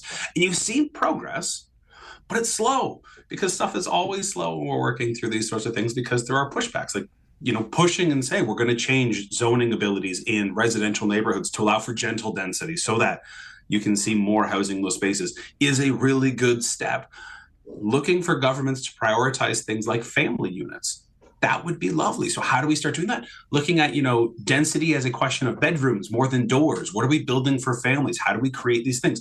How do we incentivize the not-for-profits to build things that the for-profits aren't, so we get a full slate of things? We often talk about a housing continuum when everybody talks about housing. There's, folks who are street involved and homeless and need, particular types of supports, right through to kind of market housing and everything in between, affordable housing, supportive housing, affordable rental, all that stuff. Well, the actual framing, the actual buildings need to show a same sort of continuum. We absolutely want to make sure there are single family dwellings. People love that, and that makes sense, and people want those things, and they're great to aspire to for a lot of folks. And we've got on the other side, high-rise small condos. But there's got to be stuff in between too. You can't go from a high-rise small, 1-bedroom condo all the way out to what are the prices now in a single family dwelling. And so how do we create a system that allows families and people writ large to access something that actually meets their needs, rather than just what is being, incentivized by the way the system was set up? Encouraging to encourage us to talk to folks about redesigning the system and really focusing on that missing middle. Always appreciate the conversations, Phil. Thank you very much for joining us again today. Thanks as always for having me. Really appreciate it. Philip Mills is the CEO at Habitat for Humanity Waterloo Region, joins us the third Tuesday of every month to talk housing here on the Mike Farwell Show. 570 News Radio and Rogers TV.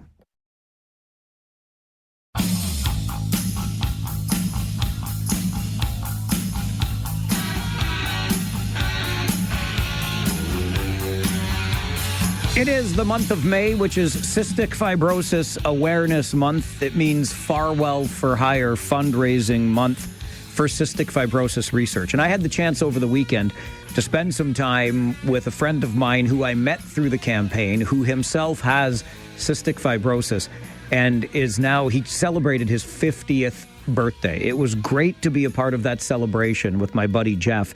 And it reminded me that maybe it would be worth reminding you why we do all of this and how far research and advances into curing cystic fibrosis has come. So Dr. Paul Eckford is the Chief Scientific Officer with Cystic Fibrosis Canada, and he joined us on the show about 10 days ago to talk about that very thing, how far we have come with cystic fibrosis research. Can you give us an update as to where we are at when it comes to the research into cystic fibrosis? Certainly. So cystic fibrosis, of course, is a genetic disease. It's one of the most common genetic diseases in Canada. And when the organization was first started in the 60s, the survival was very low. So most children didn't survive till adulthood. But we've made slow progress over the past 60 years or so. It's actually our 65th birthday this year. And in the past 5-6 years, new therapies called CF modulators have come onto the market. And they've really been a game changer for people living with CF. But people who have significant lung damage from the disease, from living with this disease for many years, it's not going to solve that. And there are other issues. Some people can't benefit from the drug. So we still have a lot of work to do. And we're really focused on things like the extrapulmonary or the impacts of the disease outside of the lungs now. As well as looking for ultimately a cure for those, especially for those people who can't benefit from the current drugs. I think one of the things that I've learned through my years associated with cystic fibrosis, Paul, is that the money that's being invested into research, we really are getting bang for our buck in this area, aren't we? I would say we've probably had the best impact of any of the rare diseases. So it started when the organization first started in the early 60s. Many different developments and advances in research have led to improvements in care. And we've seen the survival for CF improve and improve and improve. And now children born today are expected, well, half of them are expected to live to and beyond their 62nd birthday now, versus when the organization started and children were often not surviving into adulthood. So that's a huge impact. And that's largely due to investments in research over time that have improved care. So where are we focusing our efforts in research today? So a couple of different areas. So we went out and spoke to our community a couple of years ago to learn what their biggest priorities were. What are the things that we could tackle in research that would most impact the quality of their lives? And there were a few things there. People are still having issues with infections in their lungs. There is a massive, massive mental health burden of living with a fatal disease that probably hasn't had enough focus on because we were too busy thinking about, trying to make the body better, that we weren't thinking so much about the mind. So we're much more aware of that now. And really the third sort of bucket is around genetic therapies that we think are going to be the future for actually curing the disease. Boy, you talk about those genetic therapies and the potential there. It takes me back to the late 80s. Was it 89 when the gene that causes CF was first discovered? That's got to be still the breakthrough that we all look back at and say, game changer. Yeah, absolutely. So Cystic Fibrosis Canada at the time helped to fund that discovery that was made at the Hospital for Sick Children in Toronto. And it was really the efforts of the entire community raising funds to do that brought the discovery of the gene. And we thought, probably a little naively, that very quickly genetic therapies would follow. And it's taken a bit of time, but we're still on that path.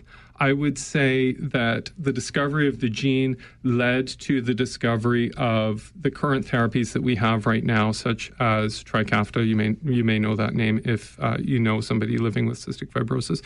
That's really improving their quality of life, but it's not a cure.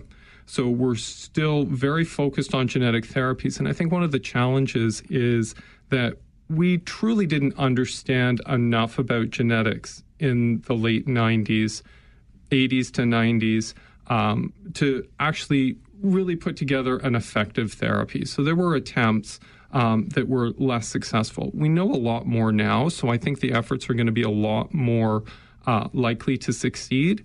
And we're sort of putting our eggs in multiple baskets, looking at different ways that we can develop genetic therapies. So we can try to deliver an RNA copy of the CFTR gene, much like the COVID vaccines, but delivered to the lungs. We're looking at a DNA copy being delivered to the lungs, and that might last a little bit longer. We're also looking at methods that could actually deliver tools into the cells to fix the genetic defect in the gene itself. So rather than adding a gene, fix the one that you have already there. So there are all these different sort of pathways we're working on simultaneously, and we're hoping that at least one of those is going to lead to a long-term cure. I was talking, Paul, not 30 minutes ago here on the show about our 50-50 raffle that's underway for another year. We've been doing this for a number of years now. And it's exciting because you see a jackpot grow. We're over $32,000 right now. So somebody's going to win $16,000. And we know that number is only going to increase, which is great. It's exciting to think about winning tens of thousands, maybe $100,000. But the other half of that, of course, is going to cystic fibrosis research, which is important for us to remember. What does money like that do for the research that we're working on? It's hugely impactful. So I've been watching that jackpot every single day, hoping it's going to go up. And I know that the community can do it. We've done it before. So really hoping we get to that $100,000 mark where we can put $100,000 more into cystic fibrosis research. It's going to be hugely impactful. So right now we're funding, for example, a researcher at the University of Guelph who's using a very interesting genetic therapy approach to get the cells in the lung to make antibodies against the bacteria that are causing infections in CF. We've got this sort of caliber of really exciting, innovative research, and there's more of it out there that we'd love to fund, but our biggest impediment is not the talent of the researchers here, it's the money. So it all comes down to how much money do we have to invest in these amazing research ideas. I've got lots more research I'd love to fund, and so I'm really hoping that this will help us to get there and fund a few more really amazing research projects. I'm going to remind you, the website is a simple one, cf5050.ca, cf5050.ca. Ticket packages start at just $10. This gives you an idea of the impact of those ticket purchases. Yes, you can win. Yes, you can help Paul and his team do this tremendous research into cystic fibrosis. How optimistic do you remain today? What puts the wind in your sails? I'm very optimistic. But, the thing that I think really drives us the most to do our work is talking with people in the CF community and seeing still the challenges that they're dealing with today. People are still having challenges with lung infections and have to be hospitalized. Diabetes is a big concern for people living with CF, and GI pain and the mental health burden that we talked about before. And just knowing those people and knowing that what we're doing every day is getting them closer to a time where they can live a full life that's not burdened by CF. You have certainly improved those lives. I know a number of people locally in the CF community, some of whom are into their 50s now. A young girl I just saw at our launch party last week who's not quite yet 20, but on Trikafta. And we know this is a game changer. So on behalf of the CF community and from a CF family, thank you very much for what you've done, the entire group, with the scientific team and research team, and keep it up. Thanks for being here. Thank you so much, and thanks for the time to talk to the listeners. I think that if you can get out there and buy those tickets, it really does make a difference. You might make a difference in your own life winning that jackpot, but certainly the CF community is going to win no matter who wins the jackpot. Dr. Paul Eckford, Chief Scientific Officer with Cystic Fibrosis Canada, joined us on the show about 10 days ago to talk about advances in research into a cure for cystic fibrosis. At that time, as you heard during that conversation from earlier, the 50-50 jackpot was into the $30,000 range. We are now over, just as of moments ago, $85,000 in the jackpot, $42,500 take home. Get your tickets at cf5050.ca and help us fund that critical research into care for patients with cystic fibrosis. This is the Mike Farwell Show, 570 News Radio and Rogers TV. As we are into the final 2 weeks of the month of May and the final 2 weeks of the annual Farwell for Hire fundraising campaign, I want to keep on the theme of the goal of the campaign and Cystic Fibrosis Awareness Month in general. It's about raising critical funds for research into a cure. And that's just a little hint as to what's coming up on the Mike Farwell Show. Stay with us, 570 News Radio and Roger.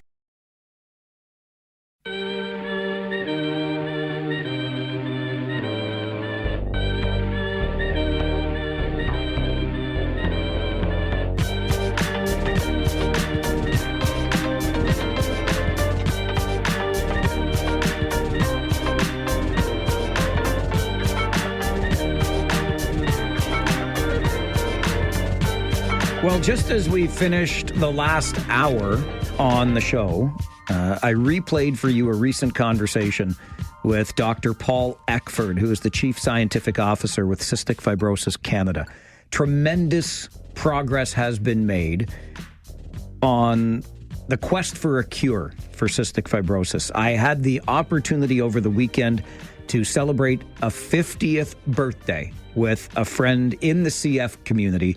Happy belated Jeff Allen. I'll call you right out. Not the Jeff Allen that used to host this show. Different Jeff Allen, but a tremendous guy who just celebrated his 50th birthday, and he has been living with cystic fibrosis for all of those 50 years. Good friend of us here on the show and the CF community in general is Eric Cuttis, who's the owner of TLC Pet Food in New Hamburg, and he came by a little early because you're coming back on Friday, Mr. Cuttis, to give away $1,000 as an early bird prize in our 50-50 raffle. But what, you had nothing better to do on a Tuesday after a long weekend? Yeah, like a bad penny, I'm back, my friend. So it's, I was thinking back and the Friday I was here for the first early bird, and we issued the Small Business to Medium-Sized Business Challenge, where we asked that community to match the $2,500. And before I could get out of the studio and into my car, it happened. And there was Grant that had called in from OHL Landscape. OHS Landscape Group? Yes, thank you, Landscape Group, and took the whole pot and went with it. So over the long weekend, I was talking with my wife, Sandra, and I'm like, that went well. Let's see if we can do that again. So I came up here and broke my way in and knocked on the door. And like you said, I'm back Friday for the final early bird, and wow, is that thing growing. So 85,000, incredible. But I was going to issue another challenge, and let's see what we can do with that. I thought this time we'll do $5,000 that TLC Pet Food will match if anyone will pick up a piece of that and get us there by Friday of this week when I come back. I'll come with a suitcase full of money for you and see what we can do. And I have to imagine we'll get there. Whether we do it, 10 people or 2 people or, whatever it takes, we want to put another $10,000 into the pot to keep the drive for 1.5 alive. So that's where we're at. It was incredible. I sat outside the door here listening to you just leading up, and, it's incredible what a difference your efforts have made. When the doctor was speaking of the lifespan of, people in the CF community and the difference that's made, And I was not aware that in 1989, it was Canada that discovered the gene. You betcha. So, I mean, that's right back at it. And that's got to feel incredible when you are on the cusp of raising $1.5 million in total with this campaign to give towards that. And the doctor comes on and said, here is concrete proof that what we're doing is working. So, and he said, without the funds, U of G, funding some cool stuff going on there right around the corner. So, all you've got to do, like he said, is buy a couple of tickets and go for it. So what I'm calling on today is, again, our business community here in Waterloo Region to step forward and see if we can't add another $10,000 into the Farwell for Hire campaign. So TLC Pet Food is putting $5,000 on the table if we can match that by Friday with the rest of the business community. Or you can pretend you're a business and just send the money to Mike. We're okay. We're not police here, so we'll see what we can do. So on Friday, Eric will come back and award the $1,000 early bird prize winner if you buy a 50/50 ticket at cf5050.ca. That's just yours for the taking if you are an early bird 50/50 ticket purchaser. But what Eric is talking about today is putting another $5,000 of his and TLC Pet Foods money into directly the fund that supports cystic fibrosis research. And he's hoping that that can be matched by the time he's back on Friday at noon. So about 72 hours from now. And I just want to touch on something you mentioned, Eric, with the discovery of that gene that causes cystic fibrosis happening at Sick Kids Hospital in Toronto, one of the greatest breakthroughs in cystic fibrosis research history back in '89. And that's one of the things I'm most proud of the scientific community for cystic fibrosis, because the best and brightest research is happening right here in Canada. And this community here in the region of Waterloo is one of the top fundraising communities in the entire country for cystic fibrosis research. This community has rallied behind the cause. And I shared this on our Farwell for Hire Facebook page today. It was, I have to look up the name because ivacaftor, I believe is how I pronounce it, was the precursor to Orkambi, which led to Trikafta, which you heard Dr. Eckford mention. But each of those, starting with ivacaftor, if I'm pronouncing it correctly, made tremendous progress in research towards helping people live better lives with cystic fibrosis. And ivacaftor came along, was approved in Ontario in 2014, which was the first year we did the Farwell for Hire campaign. Wow. So yeah, it's incredible. I mean, when you meet people who have been affected and you see the longevity, grow in leaps and bounds and the life cycle. And then Dr. Paul's like, the solution is simple. Buy a ticket, give a few dollars, and it makes a difference. And he, he picks the F as one where there have been tangible differences in that progress towards a cure, of which he seemed very optimistic, right? And isolating the gene being the first step, and now medication has come through, and ultimately, are we just around the corner, and all it's going to take is a few dollars into the right hands and the right minds to push us across the finish line towards the cure? It seems like it. Right? And the fact that Waterloo Region has stood behind this as individuals, business communities, and all these things, and especially Mike and your beloved pushing Farwell for Hire, being arguably the biggest fundraising team in the country to get this thing over the hill. So, I mean, it's got to feel amazing. I still look at you and I'm like, this guy's exhausted. He's put up a trellis, built mulch, but whatever you've done, dug sewers, and all you've done, backbreaking work to get this thing going. And the fact that you are just a hair away from $1.5 million total in the campaign, it's got to be shocking, humbling, and everything else. And we as a community have to come behind you and support this. I mean, what else can we do? And we're so close. So buy a ticket, take the challenge, come forward, do what you can, hire Mike, pay Mike a lot of money, and do everything you can so he survives this month and gets to that 1.5. So the challenge is, hey, whatever size your business is, whatever you can afford, we understand, things are tough.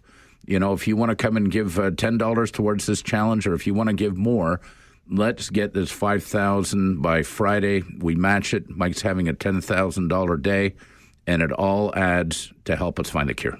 You have certainly put your money where your mouth is. And you said when you offered a challenge a couple of weeks ago, Eric, by the time you were back to your car, it had been met by Grant at OHS Landscape Group. Our phone's already ringing, And I have a funny feeling. I have to take a break. Can you stick around a little longer, Eric? Yeah, better than hearing it in the car. Okay, Okay, so we're gonna hang on. Eric Cuttis, TLC Pet Food, put up a $5,000 small to medium business challenge, or personal. If you want $500 donations to match, that's fine. But we've got $5,000 on the table if we can match it by Friday at noon when Eric comes back. We'll take this next call and find out how close we're going to get, because I have a good feeling. Stay with us on the Mike Farwell Show, 570 News Radio and Rogers TV.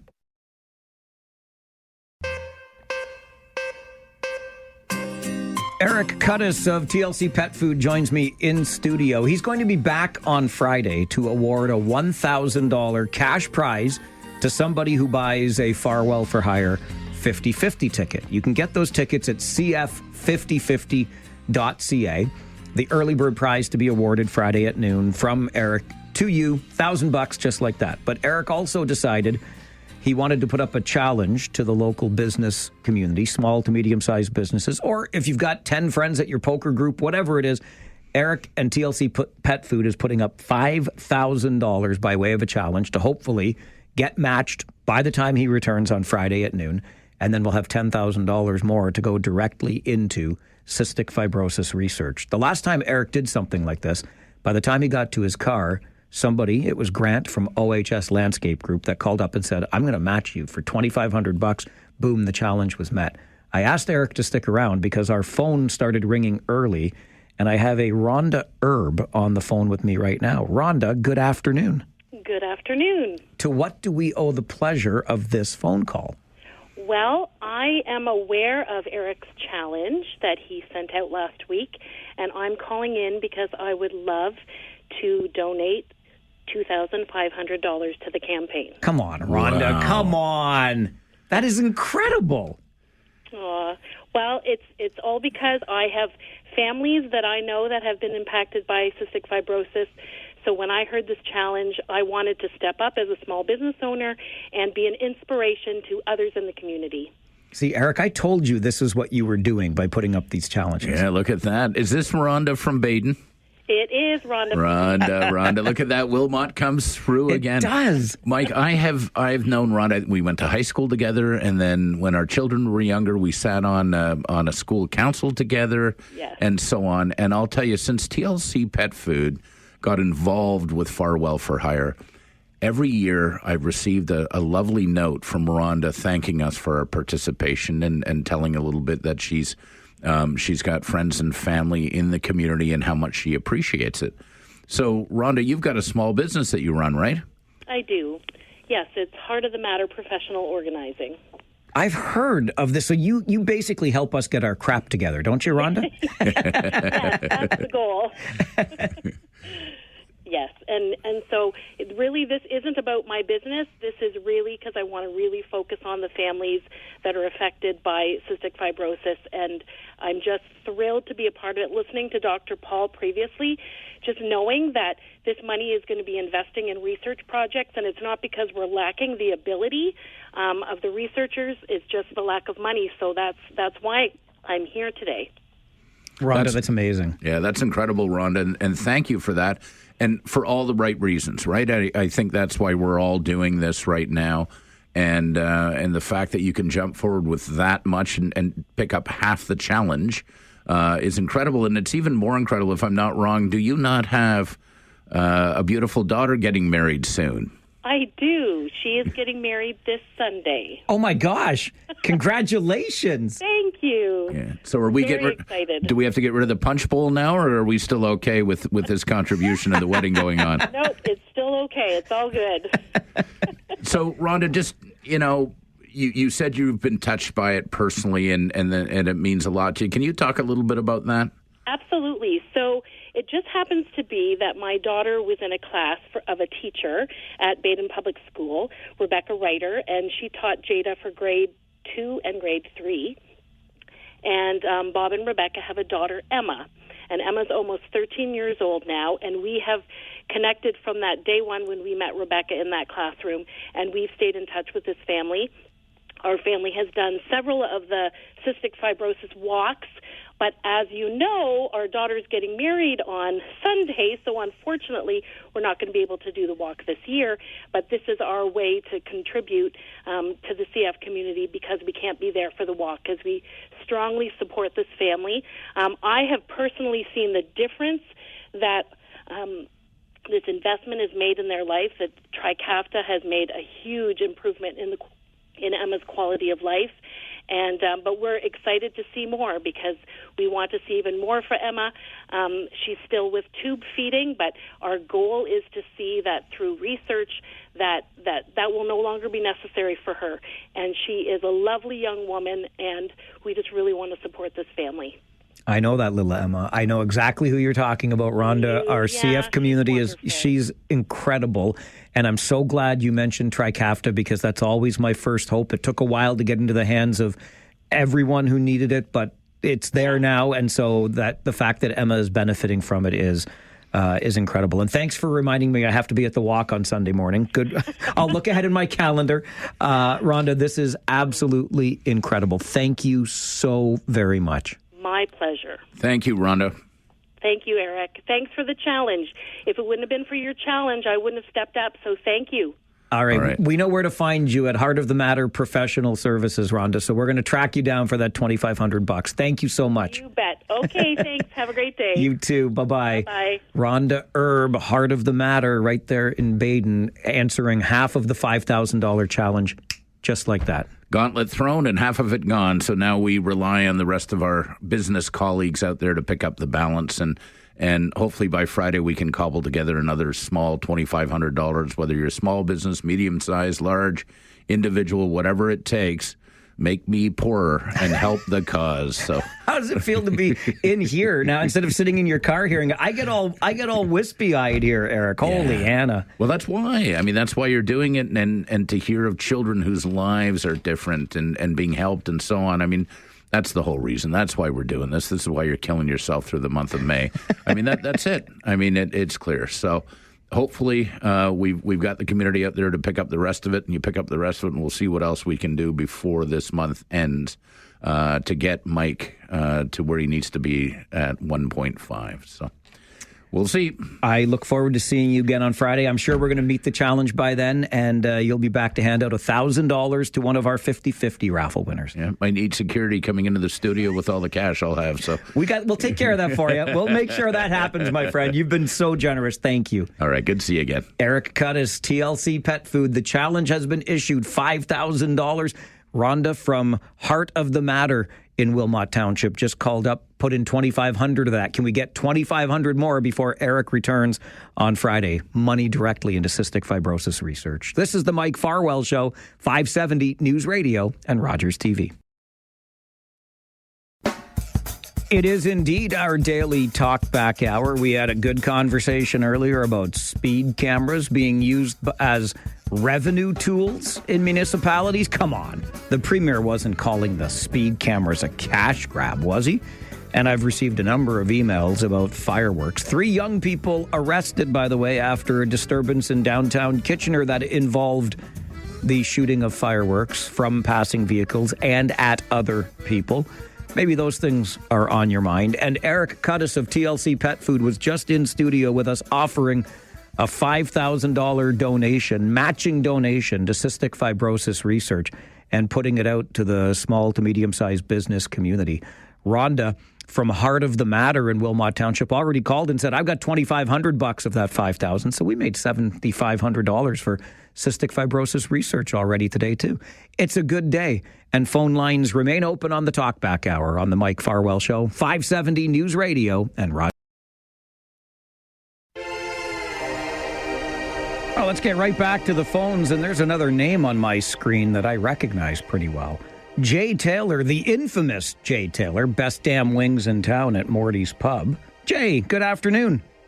Good afternoon, Mike. You know, I'm just listening to the show today and can't help but be inspired by you, by Eric, by all the small business owners stepping up. And I just want to quickly call in and say, Soupy and I from Morty's Pub will do $2,500. Come on, Jay, come on. Like, how many wings do you got to sell to make that kind of donation anyway?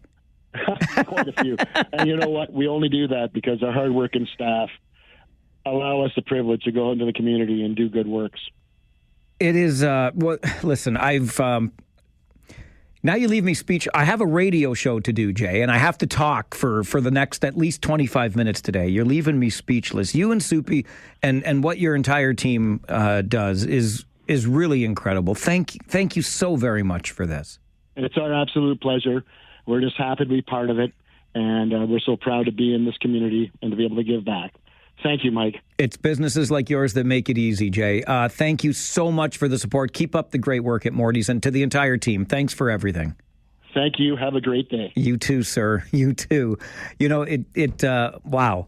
It absolutely blows my mind. So the last time that Eric Cuttis was here and he put out a $2,500 challenge to match for cystic fibrosis research, by the time Eric got back to the car, it had been matched by a grant from OHS Landscape Group. So Eric did send me a message last week and said, listen, before I give away the early bird prize in the 50-50 draw, I want to try another challenge.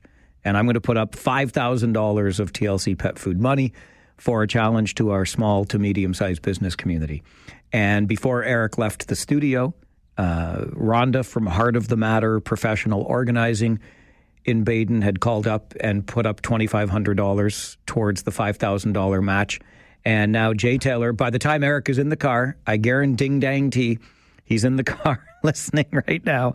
And Jay Taylor from Morty's Pub calls up and says he and Soupy, and on behalf of the entire team at Morty's, are going to match $2,500 as well. And just like that, in the last 36 minutes, we have raised $10,000 for cystic fibrosis research. That is a pretty incredible community for sure. So Eric of TLC Pet Food, thank you for being the inspiration. Rhonda and Jay and Soupy and the team at Morty's, thank you for accepting that challenge and being inspiring yourselves and helping us raise important money into research that will help us towards a cure for cystic fibrosis. I believe this in my very bones. I truly do, because the research has been so effective and done right here, so close to home. Sick Kids in Toronto, over at McMaster, you name it. Some of the best minds in the world working towards a cure for cystic fibrosis are right here in Canada. This community, the region of Waterloo, is a fundraising leader when it comes to raising money to support that research into a cure for cystic fibrosis. And that's why the Farwell for Hire campaign was born. As you probably know by now, two of my sisters passed away from cystic fibrosis. It is now, we reached, sadly, that tipping point many years ago now, where they have been gone longer than they were alive. I lost my older sister, Luann, in September of 1993. My youngest sister and the baby of our family, Sherry, was 18 when she passed away in 1994. So 31 years ago this June, it'll be 32 for Luann in September, 31 years for Sherry, gone this June. And the advances that have been made in the time, we do this campaign in their memory. It's all about Farwell and the family, not me specifically. It's my beloved who's behind this and making sure the campaign runs as smoothly as it runs. It's the entire family, the Farwell family, that's been affected by cystic fibrosis. My parents and brother and sister, obviously, and the rest of the extended family. We've all felt it. We all watched what my sisters had to go through. That's why we do what we do. And we are trying this year during Farwell for Hire to raise $150,000 for cystic fibrosis research. And if we can do that, then we will have reached $1.5 million in the lifetime of the Farwell for Hire fundraising campaign. $1.5 million since 2014. Can we get there? Well, we just made $10,000 in the last half hour or so, so that's pretty darn good. And don't forget, as I mentioned, Eric Cuttis is coming back on Friday at noon to give away $1,000 to you if you have a Farwell for Hire 50-50 ticket. All you have to do to get one of those tickets is go to cf5050.ca. That's cf5050.ca. The jackpot right now is worth more than $85,000. So the take-home prize is more than $42,600 as we speak this afternoon. That is a wicked jackpot. And if you buy your ticket before Friday at noon, you are eligible for a $1,000 cash early bird prize. So tickets start at just $10. You go to cf5050.ca. Make sure you're in Ontario, or you set your browser so that it knows your location, because you must be in Ontario. Those are the rules from the Alcohol and Gaming Commission of Ontario. But you're an Ontario resident, you buy those tickets in Ontario, and you are eligible for that big jackpot.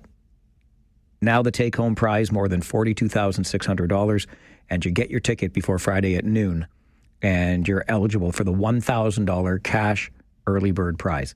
Pretty good to put money in your pocket like that and help us fund that research towards a cure for cystic fibrosis. Go to cf5050.ca. And thanks to our local business community, OHS Landscape Group, Heart of the Matter Professional Organizing, Morty's Pub, and of course TLC Pet Food for continuing to push us on the road towards that cure. The Talkback Hour continues here on the Mike Farwell Show. This is 570 News Radio and Rogers TV.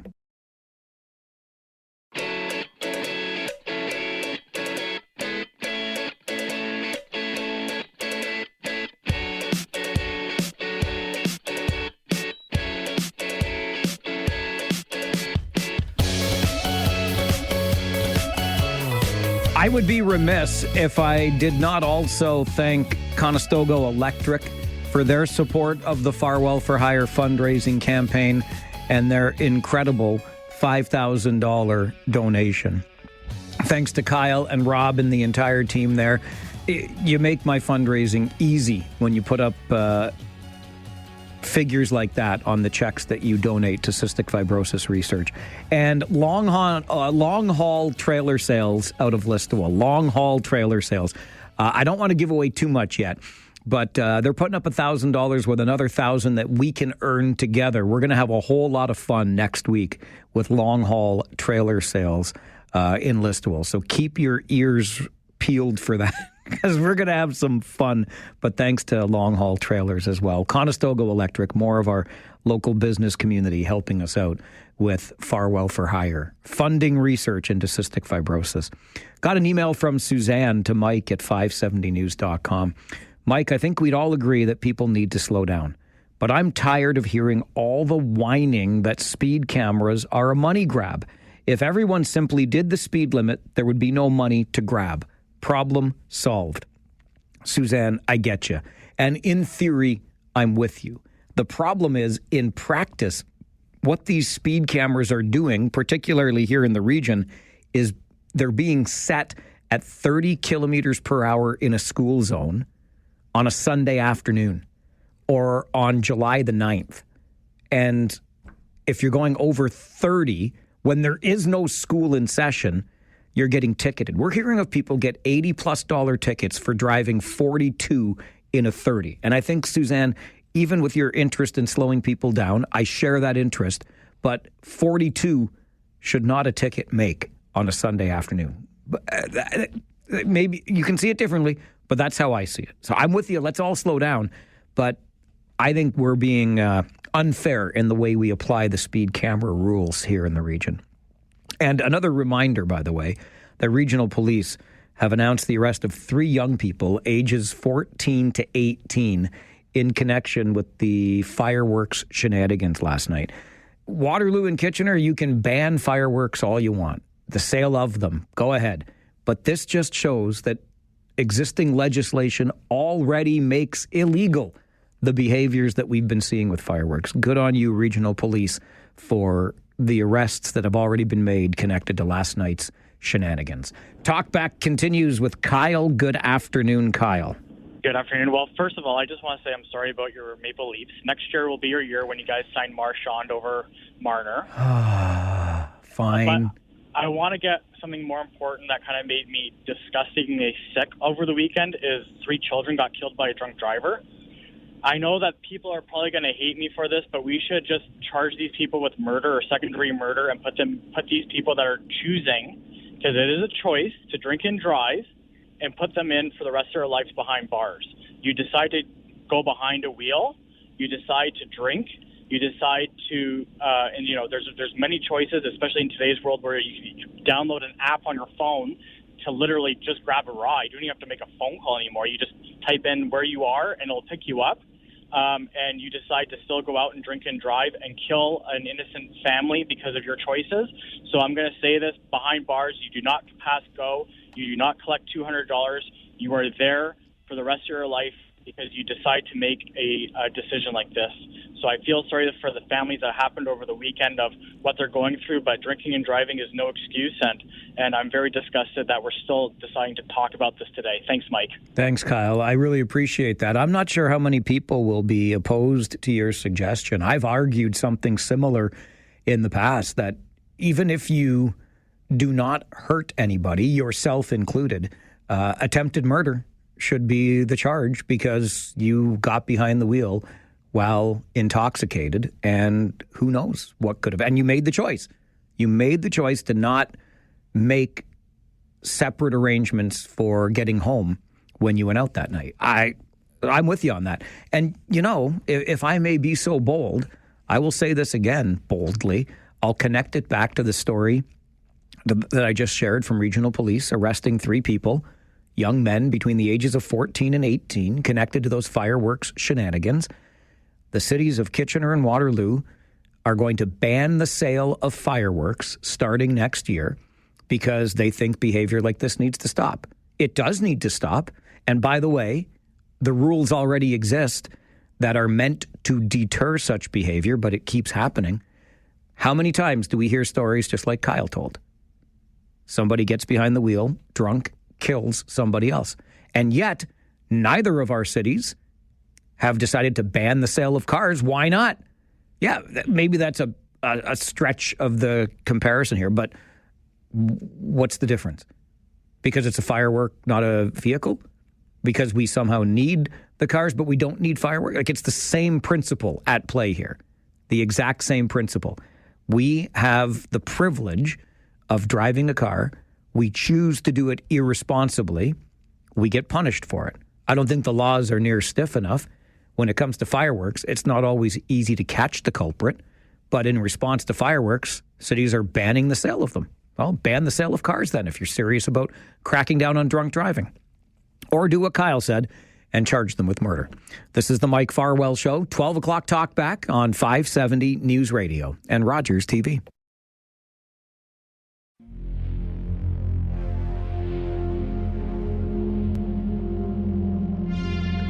Final minutes of the show today. Final minutes for Talkback, where we can hear your voice on the program. Still time to take your calls. Right back to the phones we go. Bob, good afternoon. Hey, Mike. Hi, Bob. What they should do if you want to stop drinking and driving is put a device in your car. You blow into it. If you go over the limit, your car does not start. And if you have a friend that blows into it that didn't drink but can't drive, you both go to jail. How would you know? Oh, yeah, if you put... I mean, you are affectionately known as Liberal Bob. How would you be able to prove, in your liberal ways especially, without violating the rights of that passenger, that they were the ones that blew into the interlock system? That would be difficult, I agree. Yeah, it would be a little bit tough. But if you have to have a device in your car, you have to breathe into it. And when it started, if you over the limit, it would solve the problem. All right. Bob, listen, I don't disagree on the use of technology in this regard. And while we're on the subject, can I just say, I don't know probably hockey. Doesn't matter, because there's been a lot of hockey on lately. What I was going to say, I always run way ahead of my thoughts are running ahead of my voice. I don't know what I was watching, but I've been seeing quite a bit of that driving high commercial where the guy's at the drive-through and he can't decide what he wants to order, and the person on the other end of the speaker says, let me guess, one driving high order. The problem I have with that commercial is that the driver is already at a drive-through. And he looks like he's having a pretty good time, doesn't it? And I think that's missing the mark. We should not drive while intoxicated by drugs, nor should we drive, obviously, while intoxicated by alcohol. But I think that commercial might miss the mark a little bit. Back to Bob's point around the use of technology in reducing, if not eliminating, drinking and driving. Sure. And then should we all have to blow into an interlock system when we get into our vehicles? Because, everybody does it so we can catch the bad apples. Starting to sound really familiar, isn't it? But to tie this into the speeding issue that we all know is a huge issue, we need to slow the HE double hockey sticks down. Have you ever looked at the speedometer on your vehicle? I can't off the top of my head remember exactly what mine goes up to, but I think it's 240.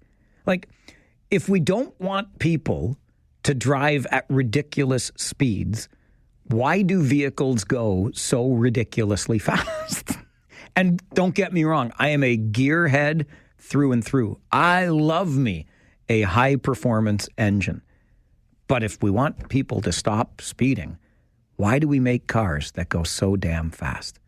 Sometimes I ask myself these questions, and then I ask them out loud to share them with you on the show. I have to make way for an update from the 570 News Center, and then Rob Snow with Now You Know, taking you through until 3 this afternoon. As I look ahead at our program tomorrow, look at that. Rob Deutschman with Political R&D is going to be here, and I'm pretty sure we're talking about speed cameras. We'll also mind Ottawa's business with the Blacklocks reporter and talk about the threat of another Canada Post strike. Are you kidding me? All of that on tomorrow's show when we get back together at 9. Devin Robertson is our guy on the other side of the glass. My name is Mike Farwell. Bye for now.